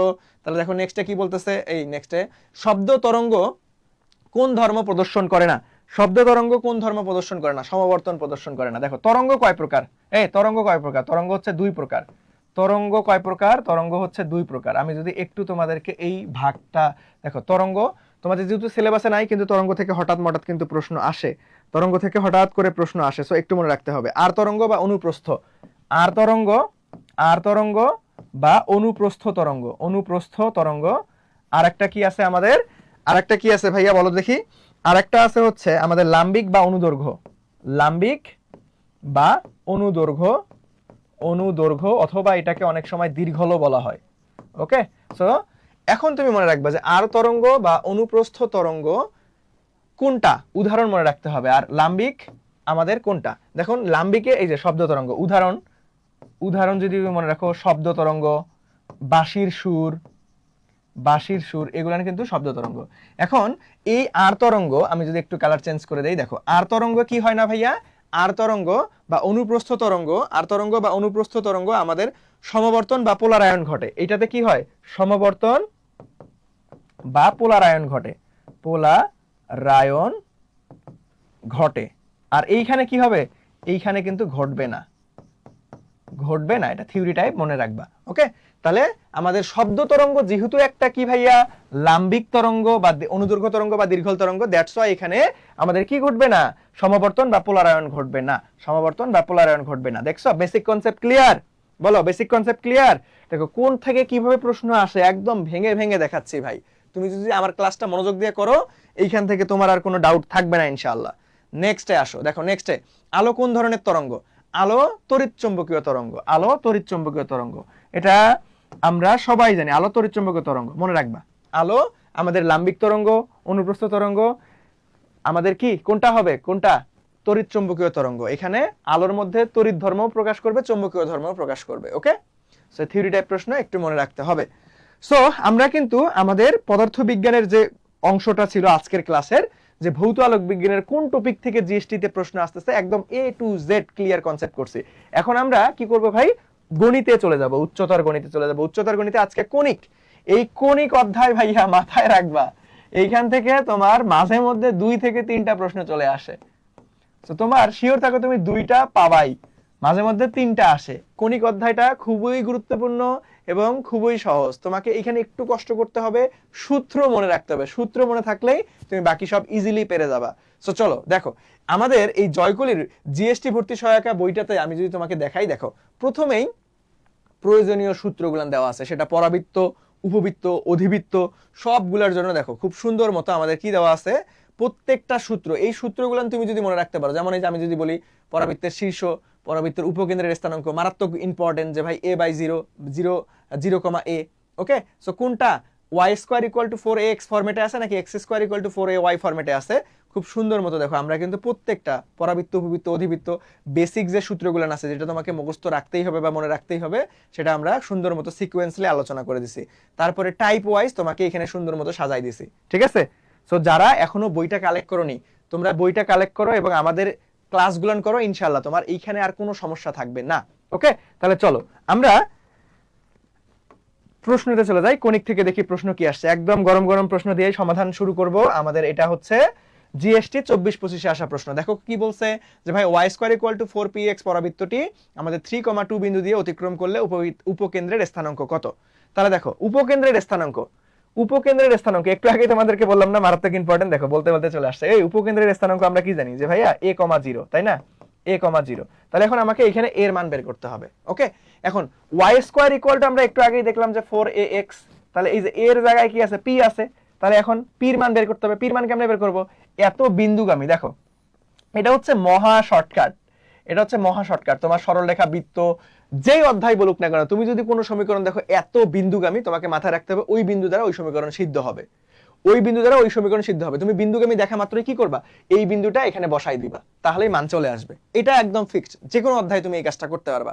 তাহলে দেখো এত যেহেতু বিন্দুগামী, তাহলে আমরা এটা এই বিন্দুটা এখানে বসাই দিই। তাহলে দেখো আমাদের কি আছে, y² = 4px, দ্যাট মিন্স আমরা এখন মান বসাই দিব। তাহলে y এর মান কত, -2, তাহলে -2 তার উপর হোল স্কয়ার = 4p, x এর মান কত ভাইয়া, x এর মান হচ্ছে 3, দ্যাট মিন্স এখানে 3। তাহলে দেখো এখানে -2 এর উপর স্কয়ার করলে কত হবে, 4, তার মানে এইখানকার 4 এইখানকার 4 কেটে দাও, তাহলে আমরা p = 1/3 পাচ্ছি। ওকে, তাহলে এখন মান বসাই দাও যে ভাইয়া y² = 4p, p এর মান কত, 1/3 * x। তাহলে এইখানে আমরা আদর্শ ফরম্যাটের সঙ্গে তুলনা করলে y² = 4ax, দ্যাট মিন্স এর মান কি পাচ্ছি, 1/3 পাচ্ছি। তাহলে এখন মান বসাই দাও ভাইয়া। আমরা তো জানি এই যে এখানে যদি তোমার এই যে উপকেন্দ্রের স্থানাঙ্ক, এটা যদি তোমার না মনে থাকে তাহলে কিন্তু হবে না, তোমাকে এখানে একটু মনে রাখতে হবে, বারবার সূত্রগুলো লিখে লিখে। তোমরা এখন আমাকে অভিযোগ করতে পারো ভাই আমার তো সূত্র মুখস্থ থাকে না, অনেক ঝামেলা। ভাই কি করবা, লিখবা, লিখবা পড়বা, লিখবা পড়বা, লিখবা পড়বা, লিখবা, লিখলে দেখবা মনে থাকবে। তুমি এক সপ্তাহ টানা লিখে লিখে একবার প্র্যাকটিস করো, দেখবা মনে থাকবে। আর তোমরা খালি কও যে ভাই আমার মনে থাকে না, মনে থাকে না, এই এমনি বলতে বলতেই সময়গুলো নষ্ট করতেছো। তুমি কি কেন মনে থাকে না এই কারণটা খুঁজছো? কিভাবে পড়লে তোমার মনে থাকবে এইগুলো নিয়ে ভাবছো কখনো? তো তোমাকে লিখে পড়তে হবে, প্রয়োজনে প্রথমে দেখে দেখে লেখো, তারপরে না দেখে লেখা ট্রাই করবা, দেখবে এভাবেই তোমার আয়ত্তে চলে আসবে ইনশাআল্লাহ। ওকে, তাহলে দেখো এর মান কত পাইলাম, এর মান হচ্ছে 1/3 আর তাহলে কত 0, তাহলে আমাদের অ্যান্সার কত হবে, ডি নাম্বারটা। সবাই বুঝছো? সবাই বুঝছো? এই তো জয় সবার আগে অ্যান্সার করছো, ধন্যবাদ জয়। সবার আগে অ্যান্সার করছো, ধন্যবাদ জয়। আমাদের কি হবে রে, আমাদের 1 এর ডি হবে। তারপরে সিরাজুল ধন্যবাদ, সিরাজুলও অ্যান্সার করে ফেলছো, ডি নাম্বার হবে, ধন্যবাদ। ওকে, আচ্ছা তাহলে চলো আমরা পরবর্তীতে চলে যাব। পরবর্তী কোশ্চেনটা দেখি কি বলা আছে, যে ভাইয়া x² + 12y = 0 পরাবৃত্তের নিয়ামকের দৈর্ঘ্য কত? ভাই এই যে সূত্র, নিয়ামক যদি তোমার না মনে থাকে, দেখো নিয়ামকের বেলায় কি হয়, নিয়ামকের বেলায় তোমাকে খেয়াল রাখতে হবে যে ভাই y² = 4ax তুমি এই ফরম্যাটে আছে নাকি x² = 4ay এই ফরম্যাটে আছে। যদি এটা থাকে তাহলে হবে আমাদের কি ভাইয়া, যে x = -a, আর এটা যদি থাকে তাহলে আমাদের নিয়ামকের অপর নাম কি জানো? নিয়ামকের অপর নাম হচ্ছে দ্বিকাক্ষ রেখা। এখন পরীক্ষার হলে এই নিয়ামক শব্দটা এখানে না থাইকা দ্বিকাক্ষ বলা থাকতে পারতো, যে ভাই এই সমীকরণের পরাবৃত্তের দ্বিকাক্ষের সমীকরণ কি হবে। সো একটা প্রশ্ন কিভাবে ঘুরায় পেঁচায় আসে এই বিষয়টা তোমাকে কনসেপ্টটা ক্লিয়ার রাখতে হবে। সো নিয়ামক কি আর দ্বিকাক্ষ একই জিনিস। ওকে, সো একটার পরিবর্তে একটা থাকতে পারে। তাহলে দেখো এখানে কি হবে, y = -a, এই সূত্রটা তোমাকে মনে রাখতে হবে ভাই। আর আমাদের জয়গুলি সহায়িকা বইতে একদম কণিকের পরাবৃত্ত, উপবৃত্ত এবং অধিবৃত্ত যাবতীয় যেগুলো গুরুত্বপূর্ণ সম্পর্ক বা সূত্র আছে আমাদের কিন্তু সিরিয়াল ওয়াইজ আছে। আমি একটু আগেই তোমাকে দেখাইছি কিন্তু। ওকে, সো চলো এখন তাহলে দেখো এটা আমাদের কি ফরম্যাট, তাহলে এটাকে একটু ফরমেশনে সাজাও। দেখো এটা আমরা x² - 12y লিখতে পারি, আবার x² = 4 × -3 × y। ওই যে আমাদের টার্গেট কি, x² = 4ay, এটাতে কনভার্ট করব আমরা। তাহলে দেখো x² = 4ay, তাহলে সূত্র কি, y = -a, তাহলে আমাদের কি হবে, y = -a, মাইনাস এর মান কত এখানে, -3, তাহলে -3 মাইনাস +3, তাহলে y = 3। এটাই হচ্ছে আমাদের দ্বিকাক্ষ বা নিয়ামকের সমীকরণ। y = -3 হবে না বাবা, এই যে ডি নাম্বার দাগানো যাবে না, আমাদের বি নাম্বারটা রাইট অ্যান্সার। সবাই বুঝছেন বলেন তো, সবাই বুঝছেন? অনেক সহজ না? দেখো একটা প্রশ্ন কিভাবে ঘুরায় পেঁচায় আসতে পারে, তোমাকে এই ফরম্যাট খেয়াল রাখতে হবে। কার উপরে স্কয়ার আছে, এখানে কিন্তু y এর উপরে স্কয়ার না, এখানে x = -a। দেখো প্রথমটাই তুমি যদি ভুল করো কনফিডেন্সের সহিত ভুল করে দিয়ে আসবা পরীক্ষায়, একদম কনফিডেন্সের সহিত ভুল করে, আরে ও x = 3 বসাই দিয়ে আসবা। এই ভুল করা যাবে না। মুন্না ভাইয়ের ক্লাস করার পরও যদি তুমি এই চিপা জিনিস ধরতে না পারো তাহলে কিন্তু কপালে দুঃখ আছে বাবা। ওকে, তার মানে তোমাকে এইখানে এই কনসেপ্টগুলো খেয়াল রাখতে হবে যে কোন ফরম্যাটের সঙ্গে তোমার সমীকরণটা মিলতেছে, ওই ফরম্যাট অনুযায়ী তোমাকে কি করতে হবে, সূত্র অ্যাপ্লাই করতে হবে। বুঝছেন সবাই বলো তো ক্লিয়ার রে? এই তো সিরাজুল অ্যান্সার করছো, তারপরে জান্নাত অ্যান্সার করছো, ধন্যবাদ। ওকে, তাহলে চলো নেক্সট, এই যে ভুল করেও এ নাম্বার দাগায় দেওয়া যাবে না বাবা। ওকে, আচ্ছা নেক্সটে আসি আমরা। দেখো নেক্সটে কি বলতেছে, এই সমীকরণের উৎকেন্দ্রিকতা। আমি তোমাকে গ্যারান্টি দিচ্ছি, এই যে তোমার আর যে কয়েকটা বিশ্ববিদ্যালয় ভর্তি পরীক্ষায় আছে না, এই উৎকেন্দ্রিকতা 100% লিখে রাখো। তোমার মুন্না ভাইয়া বলতেছে একটা প্রশ্নে তুমি 100% শিওর কমন পাবা উচ্চতর গণিত থেকে। উৎকেন্দ্রিকতা আসবেই, যে কোনো একটা বিশ্ববিদ্যালয়ে আসবেই। ঠিক আছে, এখন উৎকেন্দ্রিকতা, বাবা আমার উৎকেন্দ্রিকতা মনে থাকে না ভাই, সূত্র মনে থাকে না, যে কখনো অধিবৃত্তর বেলায় কোন সূত্র, উপবৃত্তর বেলায় কোন সূত্র মনে থাকে না, দরকার নাই ভাই তোর সূত্র মনে রাখা। দেখ একটা স্পেশাল টেকনিক শেখাচ্ছি তোকে। সো মনে রাখবা উৎকেন্দ্রিকতা = তুমি মনে রাখবা যে √1 ± ছোট ডিভাইডেড বাই বড়। ওমা, এটা আবার কেমন সূত্র? অনেকেই জীবনের প্রথম দেখতেছো, এটা আবার কেমন সূত্র হয়ে গেল না? এটা আবার কেমন সূত্র বলো দেখি। দেখো এটা একদম সহজ সূত্র। তোমার উৎকেন্দ্রিকতা, উপবৃত্ত, অধিবৃত্ত এগুলো কিচ্ছু আলাদাভাবে মনে রাখার দরকার নাই, তুমি আমার কথা মনোযোগ দিয়ে শোনো। এইখানে প্লাস মাইনাস কেন লিখছি বাপ? দেখ প্রশ্নে যদি প্লাস থাকে তাহলে সূত্রে হবে মাইনাস হবে, আর প্রশ্নে যদি মাইনাস থাকে সূত্রে হবে প্লাস। তাহলে এখানে প্রশ্নে কি আছে, এটা কার সমীকরণ, কি সমীকরণ দেখার দরকার নাই, টেকনিক দেখো। প্লাস আছে না, তাহলে সূত্রে হবে মাইনাস, তাহলে e = √1 দিয়ে দিলাম। তাহলে এইখানকার মধ্যে বড় মান ছোট মান, বড়টা থাকবে নিচে, তাহলে এখানে 25 বড় না 9 বড় বাবা?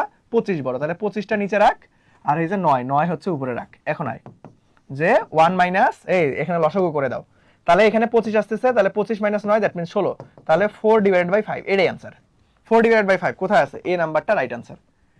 এই নাম্বার রাইট অ্যান্সার। দেখছো, এই এখন থেকে উৎকেন্দ্রিকতা যদি আসে আর কখনো ভুল করবা, ভুল করলে তোমাদের ঢিসুম ঢিসুম মাইর দিতে হবে। এত সহজ করে শেখাচ্ছি, তারপরে যদি ভুল করো তাহলে তাহলে তাহলে তাহলে কি করা উচিত তোমরাই বলো তোমাকে, ঠিক আছে? তাহলে কি করা উচিত তোমাদের বলো তো? এত সহজ করে শেখাচ্ছি, তারপরে যদি পরীক্ষায় ভুল করো তাহলে সব থেকে দুঃখ পাবা আমি, সব থেকে দুঃখ পাবা আমি, যে এত চিল্লাই এত সহজ করে শিখাইলাম, পোলাপাইন তাও ভুল করে বসে আছে। ওকে, তো ভুল করা যাবে না, মুন্না ভাইকে কষ্ট দেওয়া যাবে না। ওকে, ভুল করিও না। দেখো এত সহজ করে শিখাচ্ছি তোমাকে, তুমি জাস্ট একটু মনোযোগ দিয়ে কথাগুলো একটু মনোযোগ দিয়ে শুনো, প্র্যাকটিস করো, দেখবা ইনশাআল্লাহ পরীক্ষা ভালো হবে। ওকে, আচ্ছা চলো নেক্সটে যাই আমরা। দেখো নেক্সটে কি বলছে, এটা একদম ভাইটাল একটা প্রশ্ন, যে y = 1/x সমীকরণ কি নির্দেশ করে। দেখো বাবা, আমরা এই ফরম্যাটটা সবাই মনে রাখতে হবে। xy = কনস্ট্যান্ট, কনস্ট্যান্ট মানে কি? যে কোনো একটা সংখ্যা, ধ্রুবক সংখ্যা। এই ফরম্যাটটা হচ্ছে অধিবৃত্তের ফরম্যাট, অধিবৃত্তের ফরম্যাট। দেখো এইটাই একটু জাস্ট ঘুরাই দিছে। y = আমাদের 1/x, দ্যাট মিন্স আমরা এখানে কি বলতে পারবো? আর গুণ করে দাও, তাহলে xy = 1 লিখতে পারবো না? আমরা তো একটু আগেই দেখলাম যে xy = কনস্ট্যান্ট, এটা থাকলে অধিবৃত্ত। তাহলে অধিবৃত্ত কোথায়? ডি নাম্বারটা। দেখছো দেখছো দেখছো দেখছো ভাইয়া? সবার ক্লিয়ার? সবার ক্লিয়ার? ভাই আপনার মতে বায়োলজি নাকি ম্যাথ দাগানো উচিত? এইটা আমার মত না বাপ, এইটা কেউই বোঝে না বাংলাদেশে প্রাথমিক অবস্থায়। এটা দেখো, আমি একটু এটা নিয়ে কথা বলি ভাই, এটা নিয়ে তোমাদের অনেক মিসকনসেপশন আছে যে কোনটা দাগাবো। এটা আসলে তোমার মানে তুমি এটা কাউকেই জিজ্ঞেস করবে না, এটা তুমি তোমাকেই প্রশ্ন করতে হবে, তুমি কোনটা দাগাবা। বুঝতে পারো না? দেখো আমি তোমাকে বলি, এইটা এটা এত ঝামেলা হচ্ছে, এটা নিয়ে একটু কথা বলতেই হবে আমাকে, না হলে হচ্ছে না। দেখো, তুমি ম্যাথ দাগাবা নাকি বায়োলজি দাগাবা? ম্যাথ নাকি বায়োলজি, এটা ডিসাইড করবা তুমি ভাইয়া। তোমার ভবিষ্যতে প্ল্যান কি? ভবিষ্যতে প্ল্যান কি? তোমার ভবিষ্যতে প্ল্যান কি? যে ভাই দুইটা সেক্টরে আসা যায় ভার্সিটিতে, তোমার এক হচ্ছে ইঞ্জিনিয়ারিং, আর একটা কি ভাইয়া, যে আমি লাইফ সায়েন্স নিয়ে পড়বো। লাইফ সায়েন্স, যে ভাই যারা ওই যে মেডিকেল অ্যাসপিরেন্ট থাকে তাদের পছন্দের সাবজেক্ট ওই যে ফার্মেসি, তারপরে হচ্ছে মাইক্রোবায়োলজি, তারপরে বায়োকেমিস্ট্রি, এগুলা, তাই না? তোমাকে এই দুই ক্যাটাগরির মধ্যে একটা ক্যাটাগরি তোমার ভালো লাগতে হবে। আর তোমার যদি দুই ক্যাটাগরি ভালো লাগলে তাহলে তুমি ম্যাথ ফিজিক্স, ম্যাথ আর বায়োলজি দুইটাই দেখাবা। বাট তোমার বাংলাদেশের স্টুডেন্টের কথা চিন্তা করলে দেখবা যে অধিকাংশ ক্ষেত্রে তোমার এই দুইটা ক্যাটাগরির মধ্যে যে কোনো একটা ভালো লাগে। তোমার ম্যাথ ভালো না লাগে, তোমার দেখবে অটোমেটিক বায়োলজি ভালো লাগতেছে, আর যার বায়োলজি ভালো লাগে না তার দেখবে ম্যাথ ফিজিক্স ভালো লাগতেছে। ওকে, তার মানে তোমার টার্গেট কি ভাই? ভবিষ্যতে তুমি ইঞ্জিনিয়ার হবা নাকি ভবিষ্যতে তুমি ফার্মাসিস্ট হবা, মানে বায়োসায়েন্স নিয়ে পড়বা, কোনটা? তুমি যদি ইঞ্জিনিয়ার হও তোমাকে অবশ্যই বাধ্যতামূলক ম্যাথ দাগাতেই হবে, এটা মাস্ট। তুমি যদি ম্যাথ না দাগাও, তুমি যদি জিএসটি তে ফার্স্টও হও, তুমি জিএসটি তে যদি ফার্স্ট, ধরো তুমি ফার্স্ট হয়ে গেছো বাংলাদেশের মধ্যে ফার্স্ট, তুমি ম্যাথ দাগাও নাই, তুমি ত্রিপলি, তুমি সিএসসি, এই সাবজেক্টগুলোতে ভর্তি হতে পারবে না। তুমি ফার্স্ট তবুও ভর্তি হতে পারবে না, কারণ ওই যে বললাম ক্লাসের শুরুতেই, ভর্তি পরীক্ষায় চান্স পাওয়ার পর ডিপার্টমেন্টে ভর্তি হওয়ার সময় তোমাকে একটা শর্ত জুড়ে দিবে যে এই ডিপার্টমেন্টে ভর্তি হইলে তোমাকে গণিতে এত পাইতে হবে। সো তুমি এই মায়ের প্যাচে কিন্তু পড়ে যাবা। ওকে, আর ধরো তুমি ফার্স্ট হইছো, তুমি বায়োলজি দাগাও নাই, তাহলে তুমি ফার্মেসিতে ভর্তি হতে পারবা না কিন্তু। ওকে, তার মানে এইটা ম্যাথ দাগাবো নাকি বায়োলজি দাগাবো, এটা কার সিদ্ধান্ত? এটা একান্তই কার সিদ্ধান্ত ভাইয়া? শিক্ষার্থীর সিদ্ধান্ত। আমি তোমাকে বললাম তুমি ম্যাথ দাগাও, আমি তোমাকে বললাম তুমি বায়োলজি দাগাও, কেন আমার কথা শুনবা? আমি কি তোমার ফিউচার প্ল্যান ডিসাইড করে দিব? না, তোমার কোনটা করতে ভাল লাগে দেখো, এইটা মাথার মধ্যে ঢুকায় নাও ভাইয়া। কারো কথা শুনে যে ভাই অমুক সাবজেক্ট ভালো, অমুক সাবজেক্টে ভর্তি হও, নো। তোমার কোনটা ভাল লাগে সেটা নিয়ে তুমি ভর্তি হবা, তাহলে লাইফে ভালো কিছু করতে পারবা, তুমি ইন্টারেস্টের সহিত পড়ালেখা করতে পারবা। আর যখন দেখবে তোমার উপর চাপাই দেওয়া হবে যে অমুক সাবজেক্ট ভালো, অমুক, তোমার ভালো লাগলো না, পরে দেখবা যে পড়াশোনা করতে ভালো লাগতেছে না, তখন সো এটা একান্ত তোমার ব্যক্তিগত সিদ্ধান্ত এবং তোমার কোয়ালিটির উপর ডিপেন্ড করবে যে ভাই তোমার কোথায় দুর্বলতা আছে। তোমার ধরো এখন ম্যাথে দুর্বলতা, তাহলে তুমি ম্যাথ দাগাবা? তখন তুমি ম্যাথ দাগাবা? ধরো তোমার ম্যাথে আলটিমেটলি মডেল টেস্ট গুলো দিচ্ছ বাসায়, তোমার 25-এর মধ্যে 2-3 পাচ্ছ, তাহলে কি তুমি ম্যাথ দাগাবা? কখনোই না। এটা একান্ত শিক্ষার্থীর কন্ডিশনের উপর ডিপেন্ড করে, শিক্ষার্থীর ইচ্ছার উপর ডিপেন্ড করে যে কে কোনটা দাগাবে। সবার ক্লিয়ার? বুঝছো এখন? জান্নাত, বুঝতে পারছো বিষয়টা কিভাবে ডিসাইড করতে হবে? জান্নাত সহ বাকি সবাই যারা ক্লাসে আসো, যেহেতু এই কমেন্টটা আমি প্রথমেও পাইছিলাম, এই জন্য তোমাদেরকে একটু দেখাই দিলাম যে কখন কোনটা দাগানো উচিত। আর তুমি যদি মনে করো যে ভাই আমি সেফ জোনে থাকবো, আমি চান্স পাওয়ার পর ডিসাইড করব আমি ইঞ্জিনিয়ারিং এ যাব নাকি লাইফ সায়েন্সে যাব, তখন তোমাকে এই ম্যাথ ফিজিক্স, ম্যাথ আর বায়োলজি দুইটাই দেখাইতে হবে, তাহলে তুমি যে কোনো জায়গায় মুভমেন্ট করতে পারবা। বুঝতে পারছো? বুঝতে পারছো? বুঝতে পারছো রে? বুঝতে পারছো? চলো আমরা এখন ক্লাসে চলে যাব। দেখো ক্লাসে কি বলতেছে যে ভাইয়া x square divided by a square minus y square divided by b square equal to 1 হলে অধিবৃত্তের পরামিতিক সমীকরণ। এটা কিন্তু পরামিতিক সমীকরণ তোমার কাছে যাচ্ছে, পরামিতিক সমীকরণ। ওকে, আচ্ছা, তাহলে কার্তেশীয় ফরম্যাট দেওয়া আছে, আমাদের হচ্ছে পোলারে নিয়ে যেতে হবে, তাই না? এখন কার্তেশীয় পোলার এটা তো আমরা জানি সরলরেখায় খুবই বেসিক একটা জিনিস। সো এইটা কিভাবে দ্রুত সমাধান করবো এইটাই হচ্ছে আজকের, মনে করো আলটিমেটলি এখন আমি তোমাকে দেখাবো। দেখো এইখানে 1 ইকুয়াল টু 1 আছে, তার মানে এখানে যেমনেই হোক আমার এই যে tan আর sec ভিনিশ করতে হবে, তাই না? tan আর sec যদি আমি যেমনেই হোক ভিনিশ করাইতে পারি তাহলেই তো আমার এখানে 1 আসা সম্ভব, না হলে কি তো 1 আসবে না। tan আর sec যদি থেকে যায় তাহলে কি 1 আসবে না? তাহলে tan আর sec কি করলে আমাদের 1 হয়ে যায় বলো তো দেখি? tan আর sec আমরা সবাই জানি যে ভাইয়া sec theta sec square theta minus আমাদের tan স্কয়ার থিটা, ছোটবেলায় 9 10 থেকে শিখে আসছি 1, এই সূত্রটা, তাই না? তাহলে আমাকে sec square minus tan square equal to 1 এই সূত্র অ্যাপ্লাই করতে হবে। তাহলে আমাকে বর্গ করতে হবে, ভাগ করতে হবে, দেন আমাকে বর্গ করতে হবে। তাহলে দেখো প্রথমটাকে যদি আমরা দেখো এটাকে যদি ভাঙাই, তাহলে x divided by a equal to tan theta লিখতে পারবো। তারপরে এটাকে 1 নম্বর সমীকরণ ধরে বর্গ করতে পারবো। কিন্তু ঝামেলা হচ্ছে tan স্কয়ার তো আগে আসা যাবে না, আগে sec স্কয়ার আসতে হবে, তাহলে এটা হবে না।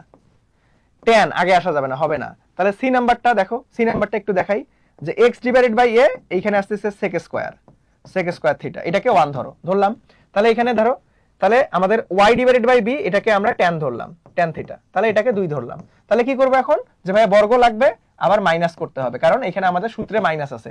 তাহলে 1 স্কয়ার মাইনাস 2 স্কয়ার, তাহলে এটাকে করো। তাহলে 1 স্কয়ার করলে কত হচ্ছে রে যে ভাই x square divided by a square minus আমরা লিখতে পারতেছি y square divided by b square equal to আমাদের sec square minus tan square. তাহলে sec square minus tan square মানে 1। তাহলে দেখো মিলে গেছে, আমাদের সি নাম্বারটা রাইট आंसर। সো পরীক্ষার হলে তোমাকে এইভাবে করে করে आंसर আনতে হবে না, আমি বোঝানোর জন্য তোমাকে করলাম।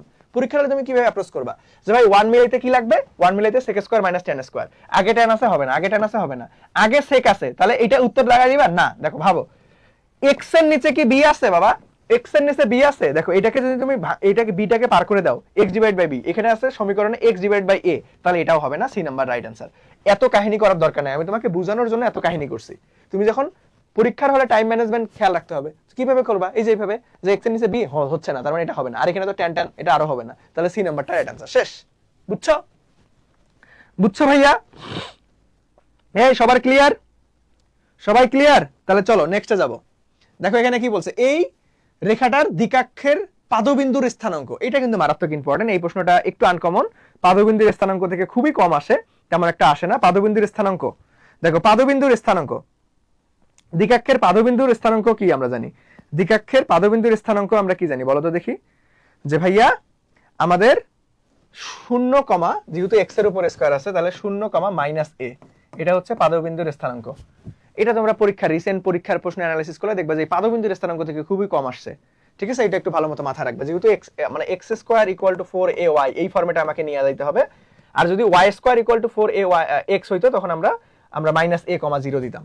ওকে, সো দেখো তোমাকে এই ফরমেশন কার উপরে স্কয়ার আছে এটা কিন্তু খেয়াল রাখতে হবে। তাহলে দেখো এইটাকে আমাকে এখন এই ফরম্যাটে আনতে হবে, কারণ আমার এর মান লাগবে। তাহলে এই বেসিক ফরম্যাটে নিয়ে আসো।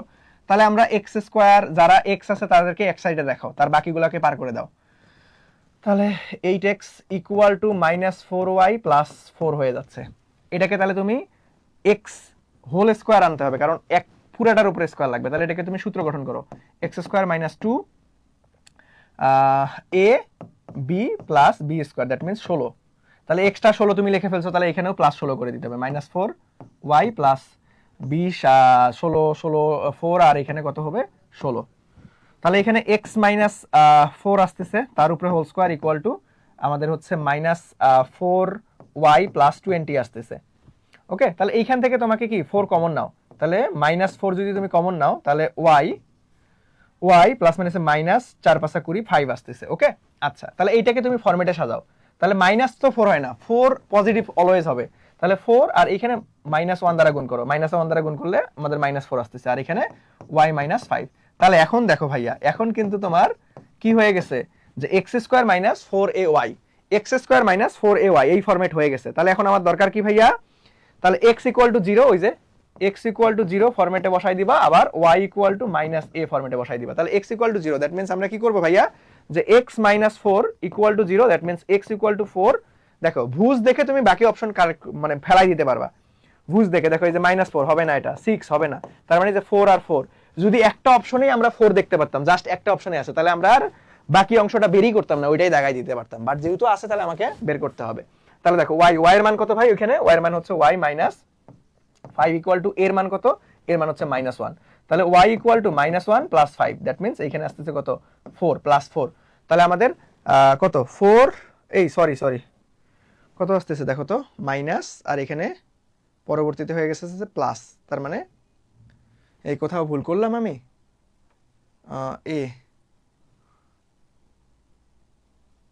কোথাও কি ভুল করছে, দ্বিকাক্ষের পাদবিন্দুকে মাইনাস নাকি প্লাস, দ্বিকাক্ষের পাদবিন্দু দ্বারাও আমি একটু চেক করি।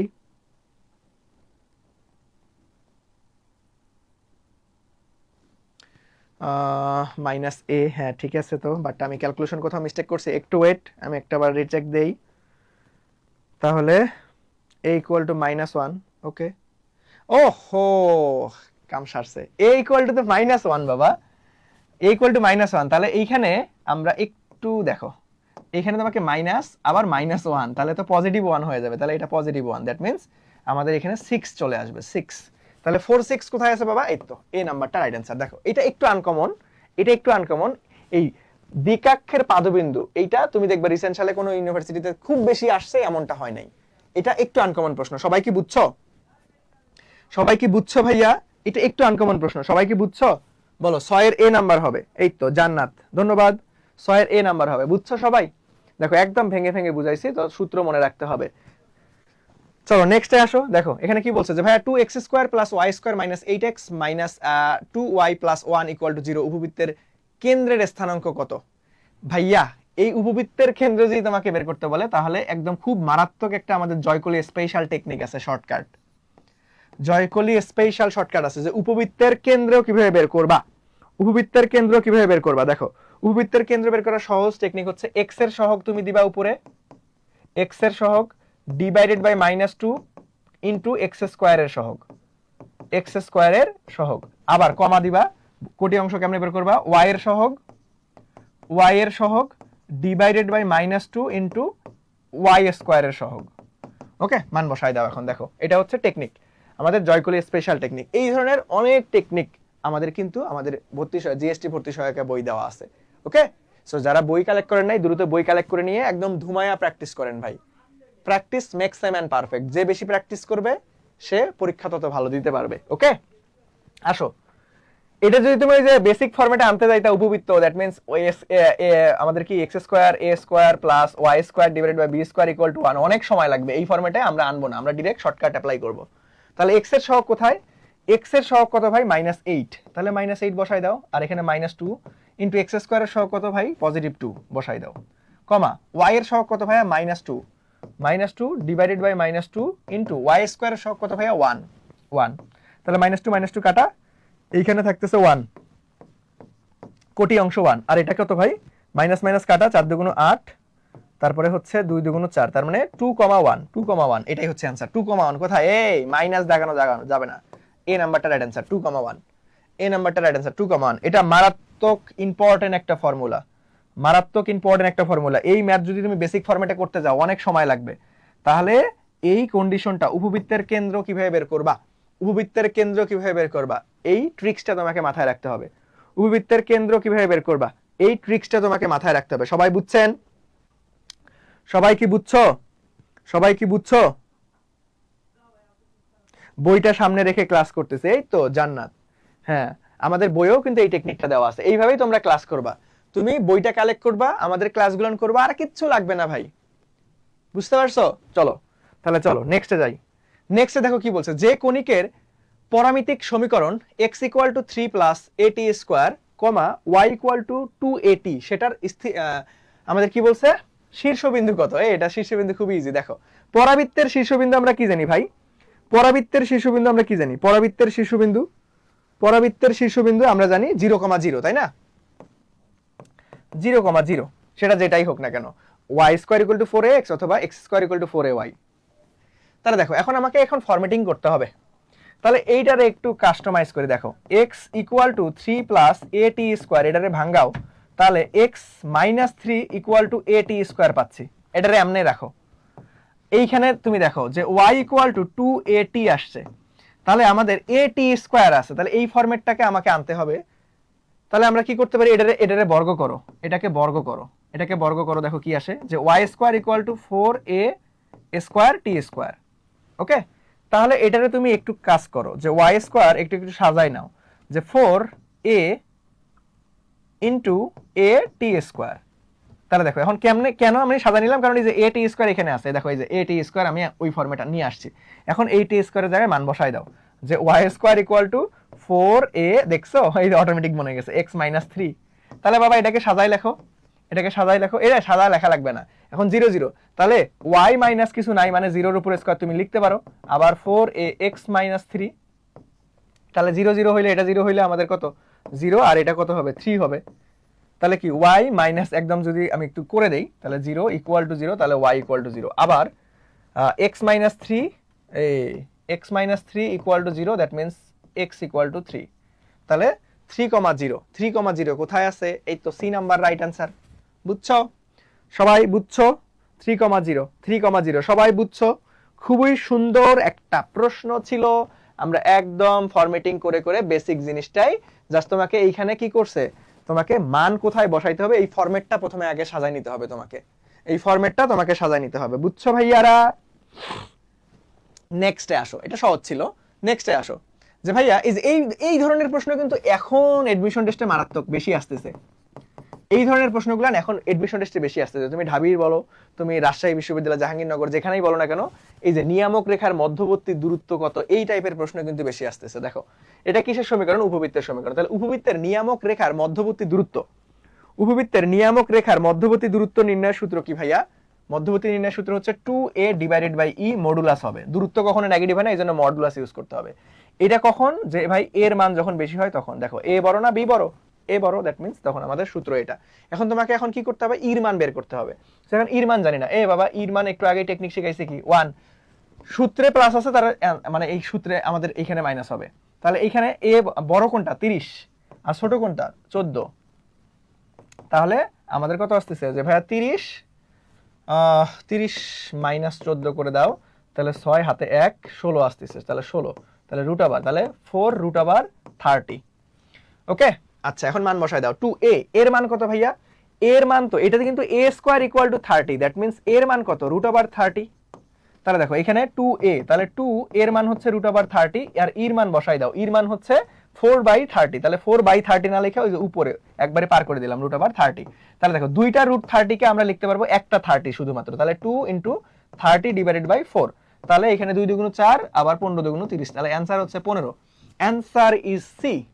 ফ্যান্টাস্টিক ভাবে রাইট অ্যান্সার সি। দেখছো সি নাম্বারটা রাইট অ্যান্সার। তার মানে এই যে বাবা এই সূত্র যদি তোমার মনে না থাকে তাহলে তোমার দ্বারা সম্ভব এখানে না। তাহলে এখানে কোনিকে তোমাকে একটু কি করতে হবে, বারবার প্র্যাকটিস করতে হবে, লিখে লিখে প্র্যাকটিস করতে হবে, সূত্রগুলো মনে রাখতে হবে। বুঝতে পারছো? সবার ক্লিয়ার ভাইয়া? সবার ক্লিয়ার? সবাই কি ক্লিয়ারলি বুঝছেন? এই তো সি নাম্বার, সাবাস সিরাজুল, ধন্যবাদ। তাহলে চলো নেক্সটে যাবো আমরা। দেখো নেক্সটে কি বলতেছে, এই যে সমীকরণের উপবৃত্তের আমাদের লম্বের দৈর্ঘ্য কত, এই সমীকরণের উপবৃত্তের লম্বের দৈর্ঘ্য, মারাত্মক একটা কোশ্চেন। উপবৃত্তের লম্বের দৈর্ঘ্য, উপবৃত্তের লম্বের দৈর্ঘ্য কি ভাইয়া? উপবৃত্তের লম্বের দৈর্ঘ্য কিভাবে বের করবা? উপবৃত্তের লম্বের দৈর্ঘ্য, দেখো উপবৃত্তের লম্বের দৈর্ঘ্য নির্ণয়ের সূত্র কি বলো তো দেখি? 2b square 2a square divided by b। দেখো আমাদের আগে তোমাকে কি করতে হবে, আগে আলটিমেটলি এটা রেখে রাখলাম। আগে দেখো তোমাকে a বড় নাকি b বড়, এটা আগে ফরম্যাটিং সাজাইতে হবে। দেখো এইটার আসলে ফরম্যাটিং আমরাকে সাজায়া তারপরে দেখতে হবে। তাহলে দেখো এটাকে x গুলাকে এক পাশে y গুলাকে এক পাশে করো, তার মানে 2x square minus 12x plus 3y square plus 12y আর ইকুয়াল টু মাইনাস 29। ওকে, এখন আসো এখানে 2 কমন যায়, তাহলে 2x স্কয়ার মাইনাস 6 দুগুণ 12, অল্প একটু ইনশাল্লাহ। ওকে যান, ইন করলেই তো হবে না? ওকে, তাহলে দেখেন আমাদের এখানে কি থাকতেছে ভাই, 6x থাকতেছে, আবার প্লাস আসো, প্লাস করলে কি আসতেছে ভাইয়া? দেখো এখানে 3 কমন যায়, তাহলে 3 কমন নাও, তাহলে ওয়াই স্কোয়ার এখানে কি যাচ্ছে ভাইয়া, এখানে যাচ্ছে হচ্ছে প্লাস 3 4 12, তাহলে 4y ইকুয়াল টু 29। আচ্ছা এখন আসো, এখন তুমি কি করবা ভাইয়া, এখন তুমি এটাকে ফরম্যাটিং করবা। এখন তুমি কি করবা, এখানে ফরম্যাটিং করবা। দেখো 2 ইন্টু এটাকে এই পাশে রাইখা দাও, তাহলে এখানে কি আসতেছে ভাইয়া, যে এক্স স্কোয়ার মাইনাস 2ab, তার মানে 2ab প্লাস বি স্কোয়ার, তার মানে 9, আবার plus 3 into y square plus 2ab plus b square 4 equal to, দেখো ভাই এইখানে তুমি 9 এক্সট্রা লিখছো, এখানে তুমি 4 এক্সট্রা লিখছো, কিন্তু একটা জিনিস খেয়াল করছো কি ভাইয়া, এখানে যে 9 লিখছো এই 9 এর আগে 2 দ্বারা গুণ আছে, এখানে যে তুমি 4 এক্সট্রা লিখছো 4 এর আগে 3 দ্বারা গুণ আছে, তাহলে এখানে কি করতে হবে ভাইয়া, এখানে তো -29 আগে থেকেই ছিল, তাহলে এখানে 9 দুগুণে 18, তাহলে এইখানেও এক্সট্রা 18 লিখতে হবে। আবার এখানে কত 4, তাহলে 3 4 12, এখানেও এক্সট্রা 12 লিখতে হবে। তাহলে দেখো, তাহলে এখন আমরা এটাকে জাস্ট ফরম্যাটিং করব। তাহলে এখানে আসতেছে কত ভাই, x - 3 তার উপর হোল স্কয়ার, এখানে আসতেছে কত ভাইয়া আমাদের 2, আর এখানে 3, আমাদের আসতেছে হচ্ছে y + 2 তার উপর হোল স্কয়ার ইকুয়াল টু কত 18, তাহলে আমাদের কত আসতেছে 18 12, দ্যাট মিন্স হচ্ছে আমাদের এখানে 20 30 30 1 1 চলে আসতেছে। ওকে 1 চলে আসতেছে। দেখো তাহলে আমরা এটাকে জাস্ট ডাউন ফরম্যাট করে দিলেই হয়ে যাচ্ছে, তাহলে এটাকে জাস্ট ডাউন ফরম্যাট করে দিলেই হয়ে যাচ্ছে। তার মানে x - 3 হোল স্কয়ার, এটাকে পার করে দাও, তাহলে 1/2 হয়ে যাবে, আবার y + 2 হোল স্কয়ার, তাহলে এটাকে আবার পার করে দিলে 1/3 হয়ে যাবে ইকুয়াল টু 1। তাহলে দেখো এখানে a বড় না b বড়, a বড় না b বড়, a বড়, তাহলে আমাদের এটা সূত্র উপকেন্দ্রিক লম্বের আমাদের দৈর্ঘ্য কি হবে, যে 2a² / b। তাহলে এখন তুমি মান বসাই দাও ভাই, তাহলে 2a² এর মান কত ভাই, এই পুরোটাই কিন্তু a² এর মান, a² এর মান, তাহলে a² ইকুয়াল টু হাফ লিখতে পারবো, আর b এর মান কিন্তু রুট, কারণ আমরা b² ইকুয়াল টু এখানে 1/3, তাহলে b এর মান কত হবে, b এর মান 1/√3, তাহলে এখানে 1/√3, 1/√3, তাহলে এই √3টাকে উপরে √3 করে দাও, তাহলে এই 2 2 কাটা, তাহলে অ্যান্সার ইজ জাস্ট √3। এই ক্যালকুলেশন কোথায় ভুল করছি দাঁড়াও, 1/3, আচ্ছা 2a² এর মান এই 2b² হবে, সরি এখানে তো আমাদের এই যে সূত্র ভুল করে ফেলছি, 2b² / a, সূত্র হবে 2b² / a, 2b² / a, যেহেতু আমাদের a বড়, যে বড় থাকবে তা সে দ্বারা ভাগ, এটা হচ্ছে টেকনিক, যে বড় সে দ্বারা ভাগ, যে বড় সে দ্বারা ভাগ। ওকে, সো এইটাকে একটু আমরা জাস্ট খালি আবার ক্যালকুলেশন করতে হবে। তাহলে 2 × b² এর মান কত ভাই, b² এর মান 1/3, আর a² এর মান কত ভাই 1/√2, দ্যাট মিন্স এখানে আরেকটা √2 হবে। তাহলে আমাদের হচ্ছে কত আসতেছে, আমাদের অ্যান্সার ইজ 2√2/3, 2√2/3, 2√2/3, এইটা সি নাম্বারটা রাইট অ্যান্সার। বুঝছো? সো খুব সুন্দর একটা প্রশ্ন ছিল, খুব সুন্দর একটা প্রশ্ন ছিল, সবাই কি বুঝছি আমরা, সবাই কি বুঝছি ভাইয়া, খুব সুন্দর একটা প্রশ্ন। এখনকার প্রশ্ন প্যাটার্নে এই ধরনের প্রশ্ন মারাত্মক ইম্পর্টেন্ট, একদম 3 স্টার দিয়ে দিচ্ছি, এটা মাথায় রাখবা। ওকে, তাহলে ভাইয়া টেকনিক কি শিখলাম, যে বড় সে দ্বারা ভাগ, তাহলে 2a² / b কখন হবে, যদি b বড় হইতো, এখানে আমরা ফরম্যাটিং সাজানোর পর যদি আমরা দেখতাম যে ভাই b বড় হইছে। ওকে, বুঝতে পারছো? নেক্সটে আসো, তাহলে দেখো এই যে এই প্রশ্নটা সমাধান, যদি তোমার বেসিক কনসেপ্ট ক্লিয়ার থাকে, তোমার যদি একটু গ্রাফ রিলেটেড আইডিয়া থাকে, তাহলে তুমি খুব ইজিলি ধরতে পারবা। দেখো আমি তোমাকে একদম শর্টকাটে খুব সুন্দর মতো বেসিক কনসেপ্টটা ক্লিয়ার করে দিচ্ছি। দেখো ভাইয়া, y² 3x = 3x, এটার গ্রাফ কেমন হবে জানো? এটা সবসময় মনে রাখবা, যার ঘাত 1 সেই অক্ষকে ধারণ করবে। শর্টকাট কি, যার ঘাত 1 সেই অক্ষকে ধারণ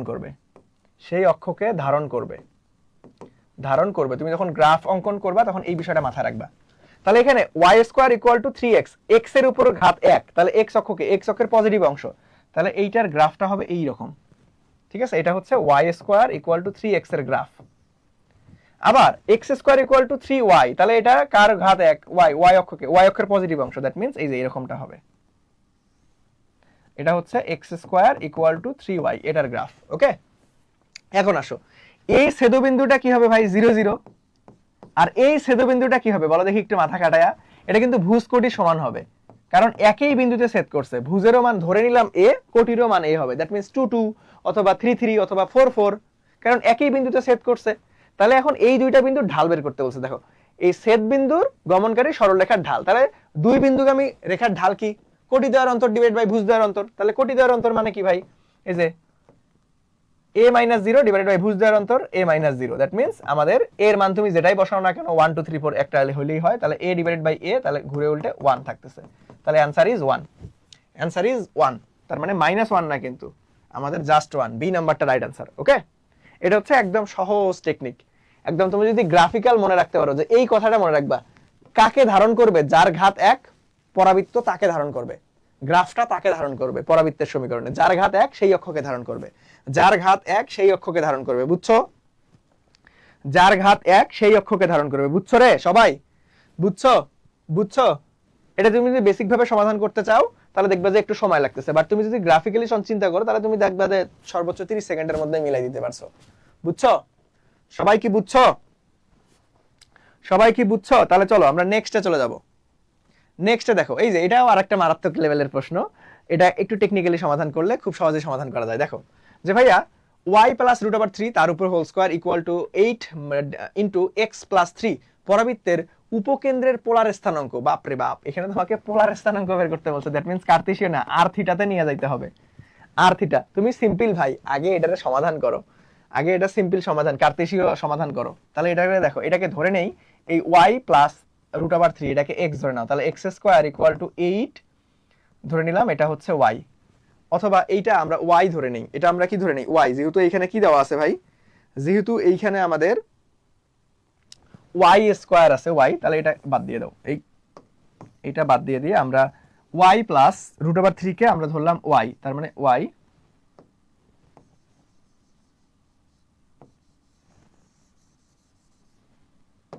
দেখো y²,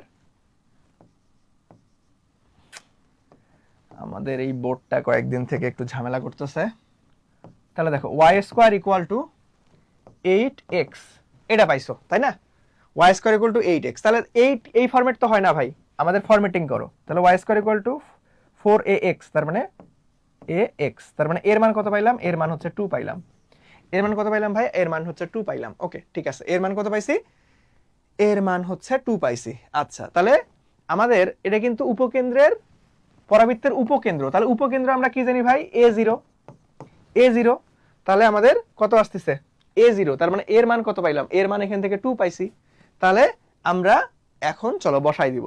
তাহলে দেখো এখানে y² = 4ax, এই ফরম্যাটে কিন্তু আছে y² = 4ax, তার মানে x = a, তাহলে x = a, আবার y = 0, তাহলে x এর জায়গায় কি আছে ভাই? x + 3, তাহলে x + 3 = 0, দ্যাট মিন্স আমাদের x = -3, আবার y এর জায়গায় কি আছে? এই যে y + √3 = 0, তাহলে y = -√3।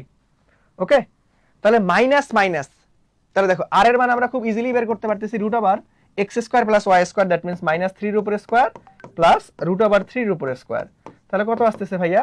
তাহলে 3 3 = 9 ইন প্লাস আমাদের কত আসতেছে এখানে? 9 + 3, তার মানে 3 4 12, তাহলে 4 আর 3, তাহলে রুট করো, তাহলে আমাদের 2√3 আসতেছে। আর এর মান 2√3। দেখো আর এর মান এই যে 2 হবে না, 2√3, এটা হইতে পারে, এটা হবে না, এই যে 2√3। যদি একটা অপশনে থাকতো তাহলে আমরা বাকিটা না বের করে দাগাই দিতে পারতাম। সো তুমি যখনই স্থানাঙ্কের অবস্থায় ভুজকোটিতে অপশন থাকবে তখন তুমি একটা অংশ বের করে আগে অপশন চেক করবা। যদি একটাই থাকে তাহলে এত কষ্ট করার দরকার নেই, ডিরেক্ট তুমি কি করে ফেলবা, ডিরেক্ট তুমি না করেই উত্তর দাগাই দিতে পারবো। যেহেতু এখানে দুইটা অপশন আছে তাহলে আমাকে চেক করতে হবে। তাহলে দেখো থিটার মান বের করতে হবে। তাহলে থিটা ভাই এটা কোন কোঅর্ডিনেট?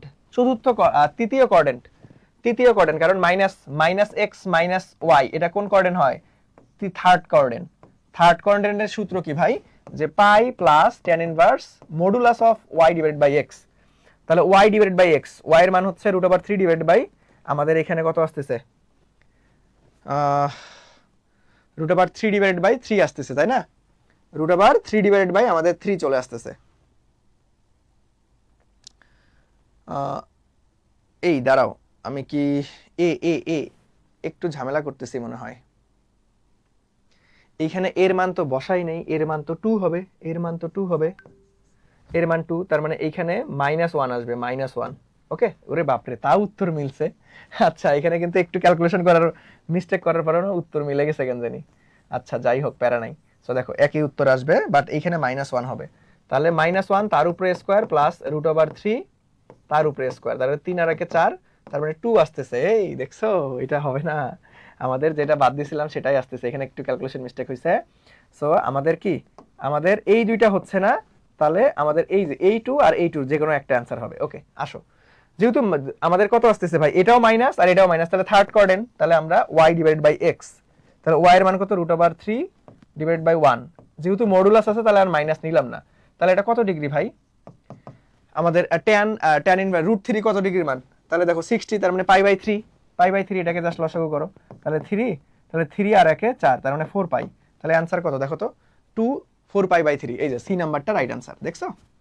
সো বেসিক্যালি কি থাকে নরমালি, দেখবে যে ম্যাক্সিমাম প্রশ্ন তোমার হচ্ছে এই যে উপকেন্দ্রের আমাদের হচ্ছে উপকেন্দ্রের কার্তেশীয় স্থানাঙ্কটাই থাকে, এই যে যেটা আমরা পাইছিলাম, এই যে -1 -3 -1 -√3, এতটুকু অপশনে অ্যান্সার থাকে। বাট এটাকে তোমাকে এক্সট্রা কাজ করতে বলছে, কার্তেশীয়তে না যায় তোমাকে পোলারে নিয়ে যাইতে বলছে, তাহলে তোমাকে এক্সট্রা ওই যে সরলরেখার সাথে একটু লিংক আপ করে দিছে। বুঝতে পারছো সবাই? সরলরেখার সাথে কি করছে ভাইয়া, একটু লিংক আপ করে দিছে। সরলরেখার সাথে কি করছে, একটু লিংক আপ করে দিছে। হ্যাঁ সিরাজুল, হ্যাঁ ঠিক আছে বাবা, আমি একটু ক্যালকুলেশন মিস্টেক করছিলাম, এখানে এর মান 0 বসাই দিছিলাম, ঠিক আছে, বির মান 0, মানে আলটিমেটলি হচ্ছে y এর মান 0 না দিয়ে x এর মানই 0 বসাই দিছিলাম। বাট এখানে আমাদের কি, এখানে তো 2 হবে, y মানে এর মান বসাইতে হবে, আমি ভুলে 0 বসাই দিছিলাম। ওকে, হ্যাঁ সিরাজুল ঠিক আছে। ওকে, তাহলে সবাই বুঝছো এটা, দেখো খুবই স্ট্যান্ডার্ড একটা প্রশ্ন। তাহলে আমাদের কি আছে ভাই, আমাদের কার্তেশীয় বাদ দিয়ে পোলারেও আসতে পারে, মানে সরলরেখার সাথে একটু লিংক আপ করে দিতে পারে। এই প্রশ্নগুলো অলরেডি দেখো জিএসটি তে 20-21 আসছিল। নেক্সটে আসো, কি বলতেছে দেখো, এখন এগুলো থিওরি টাইপ প্রশ্ন। দেখো এটা মজার একটা টেকনিক দিয়ে সমাধান করব। এটা উপবৃত্তের ক্ষুদ্র অক্ষের দৈর্ঘ্য। দেখো এই, তোমরা আমাকে একটু কথা বলতে পারবা যে পরিবারের বড় সন্তানরা সব থেকে বেশি মা বাবার বাধ্য থাকে নাকি ছোট সন্তানরা বাধ্য থাকে? দেখবা ছোট সন্তানরা একটু পাকনা হয়, যেটা একটা মানে তুমি ডান দিকে যাইতে বললে ও বাঁ দিকে চলে যাবে, তুমি বাঁ দিকে চাইতে বললে ওই ডান দিকে চলে যাবে ছোটরা, দেখবা। তার মানে এখানে ক্ষুদ্র অক্ষ কে বড়, বি বড়, তাহলে বি বড় হইলে আমাদের অ্যান্সার হবে 2a, উল্টাটা হবে, যেহেতু এ ছোট মানুষ, একটা বলবা আর একটা কাজ করে রাখবে। তাহলে পরিবারের ছোট সন্তান কখনোই কথা শুনে না, বড় সন্তানরা বেশি শুনে, ঠিক আছে, এইভাবে তোমরা মনে রাখতে পারো। দেখো যেহেতু বি বড়, তাহলে আমাদের অ্যান্সার হওয়া উচিত 2b, বাট আমাদের উল্টাটা হবে, উল্টাটা হবে। ওকে, আমাদের উল্টাটা হবে। সবার ক্লিয়ার বুঝছো? নেক্সটে আসো, দেখো এখানে কি বলছে যে ভাইয়া x² = 4ay কেন্দ্রের স্থানাঙ্ক। ভাই এটা ডিরেক্ট সূত্র, সবাই দ্রুত, ডিরেক্ট সূত্র এটা, কিন্তু এটা আমাদের কি ভাইয়া একদম ডিরেক্ট সূত্র। বলো কোনটা হবে রাইট অ্যান্সার? ডি নাম্বারটা, 0a। ঠিক আছে, নেক্সটে আসো যে ভাই এটার অধিবৃত্তের অসীম তট রেখার দৈর্ঘ্য কি? এটাও ডিরেক্ট সূত্র, c number right answer, y = +-b/a। Okay, নেক্সটে আসো যে ভাই এই সমীকরণের উপকেন্দ্র এত হলে আমাদের এ আর বি। দেখো এই যে এইটা স্পেশাল টেকনিকে সমাধান করে দেবে, এটা কিন্তু আমাদের বইয়েও কিন্তু দেখা গেছে জাস্ট উত্তরটা দেওয়া আছে, সমাধান করে দেওয়া নেই, এটা একটু ভালো মতো খেয়াল করো। দেখো যদি উপবৃত্তের কেন্দ্র দেওয়া থাকে তাহলে কেন্দ্রকে আলফা বিটা আমরা ধরে নাও, আর এটা ধরো এইটা ফরম্যাট দেওয়া আছে, উপবৃত্তের সমীকরণ দেওয়া আছে, তাহলে তুমি এ আর বি এর মান কেমনে বের করবা? তাহলে দেখো এটা একটা শর্টকাট আছে, যদি উপবৃত্তের সমীকরণ এবং কেন্দ্র দেওয়া থাকে তাহলে তুমি লিখতে পারবা x এর সহগ ইকুয়াল টু -2 ইন্টু আলফা, আমাদের -2 ইন্টু x² এর সহগ ইন্টু আলফা মানে কি, এই যে আমাদের কেন্দ্রের ভুজ অংশটা। তাহলে দেখো এইটা পুরোটাই কিন্তু আমরা ভুজ অংশ থেকে নিছি। এই দেখো বাবা, এটা কিন্তু ওই যে উপকেন্দ্রিক লম্বর দৈর্ঘ্য, আমরা যে শর্টকাট টেকনিকটা শিখলাম যে x এর সহগ ডিভাইডেড বাই -2 ইন্টু আমাদের কি x² এর সহগ, ওইটার মতোই কিন্তু, জাস্ট এটা কিন্তু ভাগ ফরম্যাটে না, আমাদের ইকুয়াল ফরম্যাটে। দেখো x এর সহগ ইকুয়াল টু -2 ইন্টু x² এর সহগ, আমাদের ওই যে ডিভাইডেড বাই ফরম্যাটে না, কিন্তু এটা হচ্ছে প্লেন ফরম্যাটে। আর ইন্টু অবস্থা হবে যে ভুজের উপকেন্দ্রের কেন্দ্রটার আমাদের ভুজের অংশটা। তাহলে দেখো এখন মান বসা যায়, তাহলে এর মান চলে আসবে। তাহলে দেখো এক্স এর সহগ কোথায়, এক্স এর সহগ হচ্ছে এ, তাহলে এ ইকুয়াল টু -2 ইন্টু এক্স স্কোয়ারের সহগ কোথায় 3 আর এর মান কত -1, তাহলে এ ইকুয়াল টু মাইনাস মাইনাসে প্লাস 6, তাহলে 6 কোথায় আছে দেখো, এই একটা অপশন এই একটা অপশন। ওরে বারবার খালি আমরা ঝামেলায় পড়তেছি, দুইটা দুইটা করে থাকতেছে, কখনোই একটা থাকলো না, মন খারাপ। তাহলে বির মান বের করতে হবে, বির মান কেমনে বের করবা, তাহলে ওয়াই এর সহগ special technique equal to -2 into y স্কোয়ারের সহগ ইন্টু বিটা, দেখছো? তাহলে আসো ওয়াই এর সহগ, তাহলে ওয়াই এর সহগ কি হবে বাবা, ওয়াই এর সহগ হচ্ছে -b, তাহলে -b ইকুয়াল টু -2, ওয়াই স্কোয়ারের সহগ কত ভাইয়া +2, তাহলে 2 ইন্টু বিটার মান কত 1, তাহলে এই মাইনাস মাইনাস কাটা, বিটা ইকুয়াল টু 4, মানে b equal to 4, 2 × 4, that means আমাদের এই -4 না, আমাদের এ নাম্বারটা রাইট আনসার হবে। ওকে, বুঝছেন? এটা কিন্তু দেখো, এটা কিন্তু স্পেশাল টেকনিক, এটা বইয়ের মধ্যে লিখে রাখবা, আমাদের বইয়ে দেখবা যে প্রশ্নটার সমাধানের সময় এটা দেখে রাখবা। দেখো আমরা কিন্তু সিমিলার টাইপের একটা স্পেশাল টেকনিক শিখছি, ওই একই রকম, এটা হচ্ছে গুণ ফরম্যাট, আর ওটা ছিল ভাগ ফরম্যাট। ওকে, নেক্সটে আসেন, দেখেন এটা একদম দেখেই তুমি বুঝতে পারবা। দেখো আমরা উপকেন্দ্রের স্থানাঙ্ক, দ্যাট মিন্স এটা কি ভাই +-be হয়, তার মানে এখানে বি এর মান হচ্ছে আলটিমেটলি আমরা এখান থেকে y equal to +-25 divided by আমাদের 3 বলতে পারতেছি, ঠিক আছে? তাহলে দেখো 25 ডিভাইডেড বাই আমাদের এটা যদি হয়, তাহলে এইখান থেকে আমরা একটু ফরম্যাটিং করে খুব সহজেই উত্তরটা করতে পারতেছি। দেখো তাহলে b ডিভাইডেড বাই ই, এখানে b এর মান হচ্ছে 25 আসবে, আমরা এই যে সূত্রের সঙ্গে তুলনা করি, b 25, তাহলে 25 কোথায় আছে দেখো তো, b এর মান 25 কোথায় আছে, y এর নিচে 25 কোথায় আছে, y এর নিচে 16 হবে না, 9 হবে না, এই যে 25 একটাতেই আছে, ডি নাম্বারটা রাইট আনসার। দেখো এটা কিন্তু জাস্ট তুমি সূত্র দেখে ডিসাইড করতে পারতেছো, দ্রুত সমাধান হয়ে যায়। ওকে, এটা ক্যালকুলেশন করে মিলানোর দরকার হয় না। তাহলে উপবৃত্তের উপকেন্দ্রিকতা কত হবে ভাই, দেখো এই যে এইখানে কিন্তু আদর্শ ফরম্যাটে 1 থাকতে হয়, কিন্তু এখানে 1 আছে না, তাহলে এটাকে ভাগ করে দিতে হবে, x² divided by 20 plus 5y² divided by 20 equal to 1। তাহলে এখন দেখো 4 × 5 = 20, 4 × 5 = 20, তাহলে এর মান কত, এর মান বড়, তাহলে মানে আমরা ই ইকুয়াল টু √1 মাইনাস, সূত্রে প্লাস থাকলে এখানে মাইনাস, তাহলে 5 আর এখানে 4, তাহলে এখানে কত আসতেছে 5, তাহলে 5 - 4 1, তার মানে এটার উপরে √, তাহলে 1 ডিভাইড বাই √5 কোথায় আছে, এ নাম্বারটা রাইট আনসার। নেক্সটে আসো, এটার উপকেন্দ্রের স্থানাঙ্ক কত, উপকেন্দ্রের স্থানাঙ্ক ভাই এইটা শর্টকাট, ডিরেক্ট শর্টকাট ফেলাই দাও, x এর সহগ -2 ডিভাইডেড বাই y এর আমাদের হচ্ছে -2 ইনটু x স্কয়ারের সহগ কোথায় 1 কমা y এর সহগ -16 ডিভাইডেড বাই -2 x y স্কয়ারের সহগ 4, তাহলে মাইনাস মাইনাস কাটা, 4 × 4 = 16, 2 × 2 = 4, এটা হচ্ছে 2 কোটি, 2 কাটা 1,2, অ্যানসার ইজ সি। দেখছো কত সহজ টেকনিক, উপকেন্দ্রের স্থানাঙ্ক, আবার উপকেন্দ্রের স্থানাঙ্ক দিয়ে যদি এ আর বি এর মান বের করতে বলে, তাহলে কিন্তু এই দুই কন্ডিশনেরই আমরা কিন্তু শর্টকাট শিখে ফেলছি, তাড়াতাড়ি ম্যাথ সমাধান করতে পারবো। বুঝতে পারছেন? তাড়াতাড়ি ম্যাথ সমাধান করতে পারবো। নেক্সটে আসেন, আজকের ক্লাসের এটাই লাস্ট প্রশ্ন, সবাই একটু উত্তর করার ট্রাই করি আমরা। দেখো এত বিন্দু দিয়ে যায়, একদম ক্লাসের শুরুতেই বলছিলাম ভাইয়া বিন্দু দিয়ে গেলে বিন্দুটা ওই রেখার উপর সিদ্ধ হবেই 100%, তাহলে মান বসাই দাও, তাহলে x², তাহলে x এর মান হচ্ছে 2√2, তাহলে 4 4, তার মানে 4 × 2 = 8, 8 ডিভাইডেড বাই a² পাচ্ছি, আর এখানে প্লাস, তার মানে এখানে কত আসতেছে, এটাকে স্কয়ার করে দাও ভাইয়া, স্কয়ার করে দিলে আমাদের হচ্ছে 9 divided by 2 into 9 divided by 1, উল্টাই দিলাম, তাহলে এই 1 divided by 9 divided by 1 divided by 9 হবে, 1 ডিভাইডেড বাই 9 ইকুয়াল টু 1। তাহলে দেখো এখান থেকে 9 9 কাটা, তাহলে 8 divided by a² equal to 1 divided by half, তাহলে এখানে কত আসতেছে ভাই, হাফই আসতেছে ঘুরে উল্টে। তাহলে আমরা এখানে কার মান বের করতে হবে, উৎকেন্দ্রিকতা বের করতে হবে, তাই না? আমাদের উৎকেন্দ্রিক, তাহলে a² মান এখান থেকে বের করতে পারবো আমরা। তাহলে আমাদের দেখো a² ইকুয়াল টু 16, তাহলে আমাদের a ইকুয়াল টু 4 আসতেছে। তাহলে এখানে a² মান বসাইলে আমরা x² 16 পাচ্ছি, আবার প্লাস y² 9 পাচ্ছি ইকুয়াল টু 1। বাবা এখন উৎকেন্দ্রিকতা খুব সহজ, e ইকুয়াল টু √1 মাইনাস আমাদের বড় 16 আর উপরে থাকবে ছোটটা 9, তাহলে এখানে 16, তাহলে এখানে কত থাকতেছে 9, তার মানে সেইবেন তাহলে ওর রুট ওভার, তাহলে আমাদের হচ্ছে √7/4, এটাই হচ্ছে অ্যান্সার। √7/4 সি নাম্বারটা হচ্ছে রাইট অ্যান্সার। সো আলহামদুলিল্লাহ, আমাদের আজকের ক্লাস শেষ। আমরা পদার্থবিজ্ঞান থেকে ভৌত আলোক বিজ্ঞান এবং আমাদের হচ্ছে উচ্চতর গণিত থেকে কণিক একদম গুচ্ছ স্ট্যান্ডার্ড সকল প্রশ্ন বিগত কয়েক বছরের 5-7 বছরের প্রশ্ন সমাধান করছি এবং আর কি ধরনের প্রশ্ন আসতে পারে সেটা নিয়ে আলোচনা করছি এবং প্রত্যেকটা প্রশ্ন আমি তোমাদেরকে খুব সহজেই খুব সুন্দরভাবে একদম ধরে ধরে অ্যানালাইসিস করে দেখাই দিছি। তো সবাই আমাকে একটু বলো যে আজকের ক্লাসটা তোমাদের কেমন লাগলো, যারা লাস্ট পর্যন্ত আসো। আমি একটু সবার মুখ থেকে শুনতে চাই যে সকল কনসেপ্ট ক্লিয়ার হয়েছে কিনা।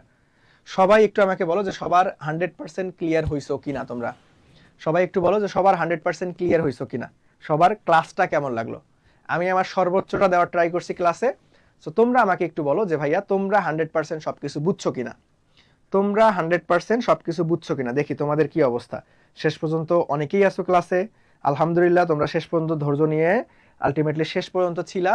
সো আমি তোমাদের প্রতি কৃতজ্ঞ, তোমরা শেষ পর্যন্ত ছিলা এবং ভালো রেসপন্স করছো আজকের ক্লাসে। এইভাবে ভাইয়া প্রত্যেকটা টিচার, এখানে টিচার হিসেবে যেই দাঁড়াক, তোমাদের কাজ হচ্ছে তোমাদের পড়া তোমরা আদায় করে নিবা। ওকে, তুমি কোনো কিছু না বুঝতে পারলে স্যাররে বলবা যে স্যার এটা বুঝি নাই, ঠিক আছে? কোনো লজ্জা শরম করবা না, তোমার পড়া তুমি আদায় করে নিবা।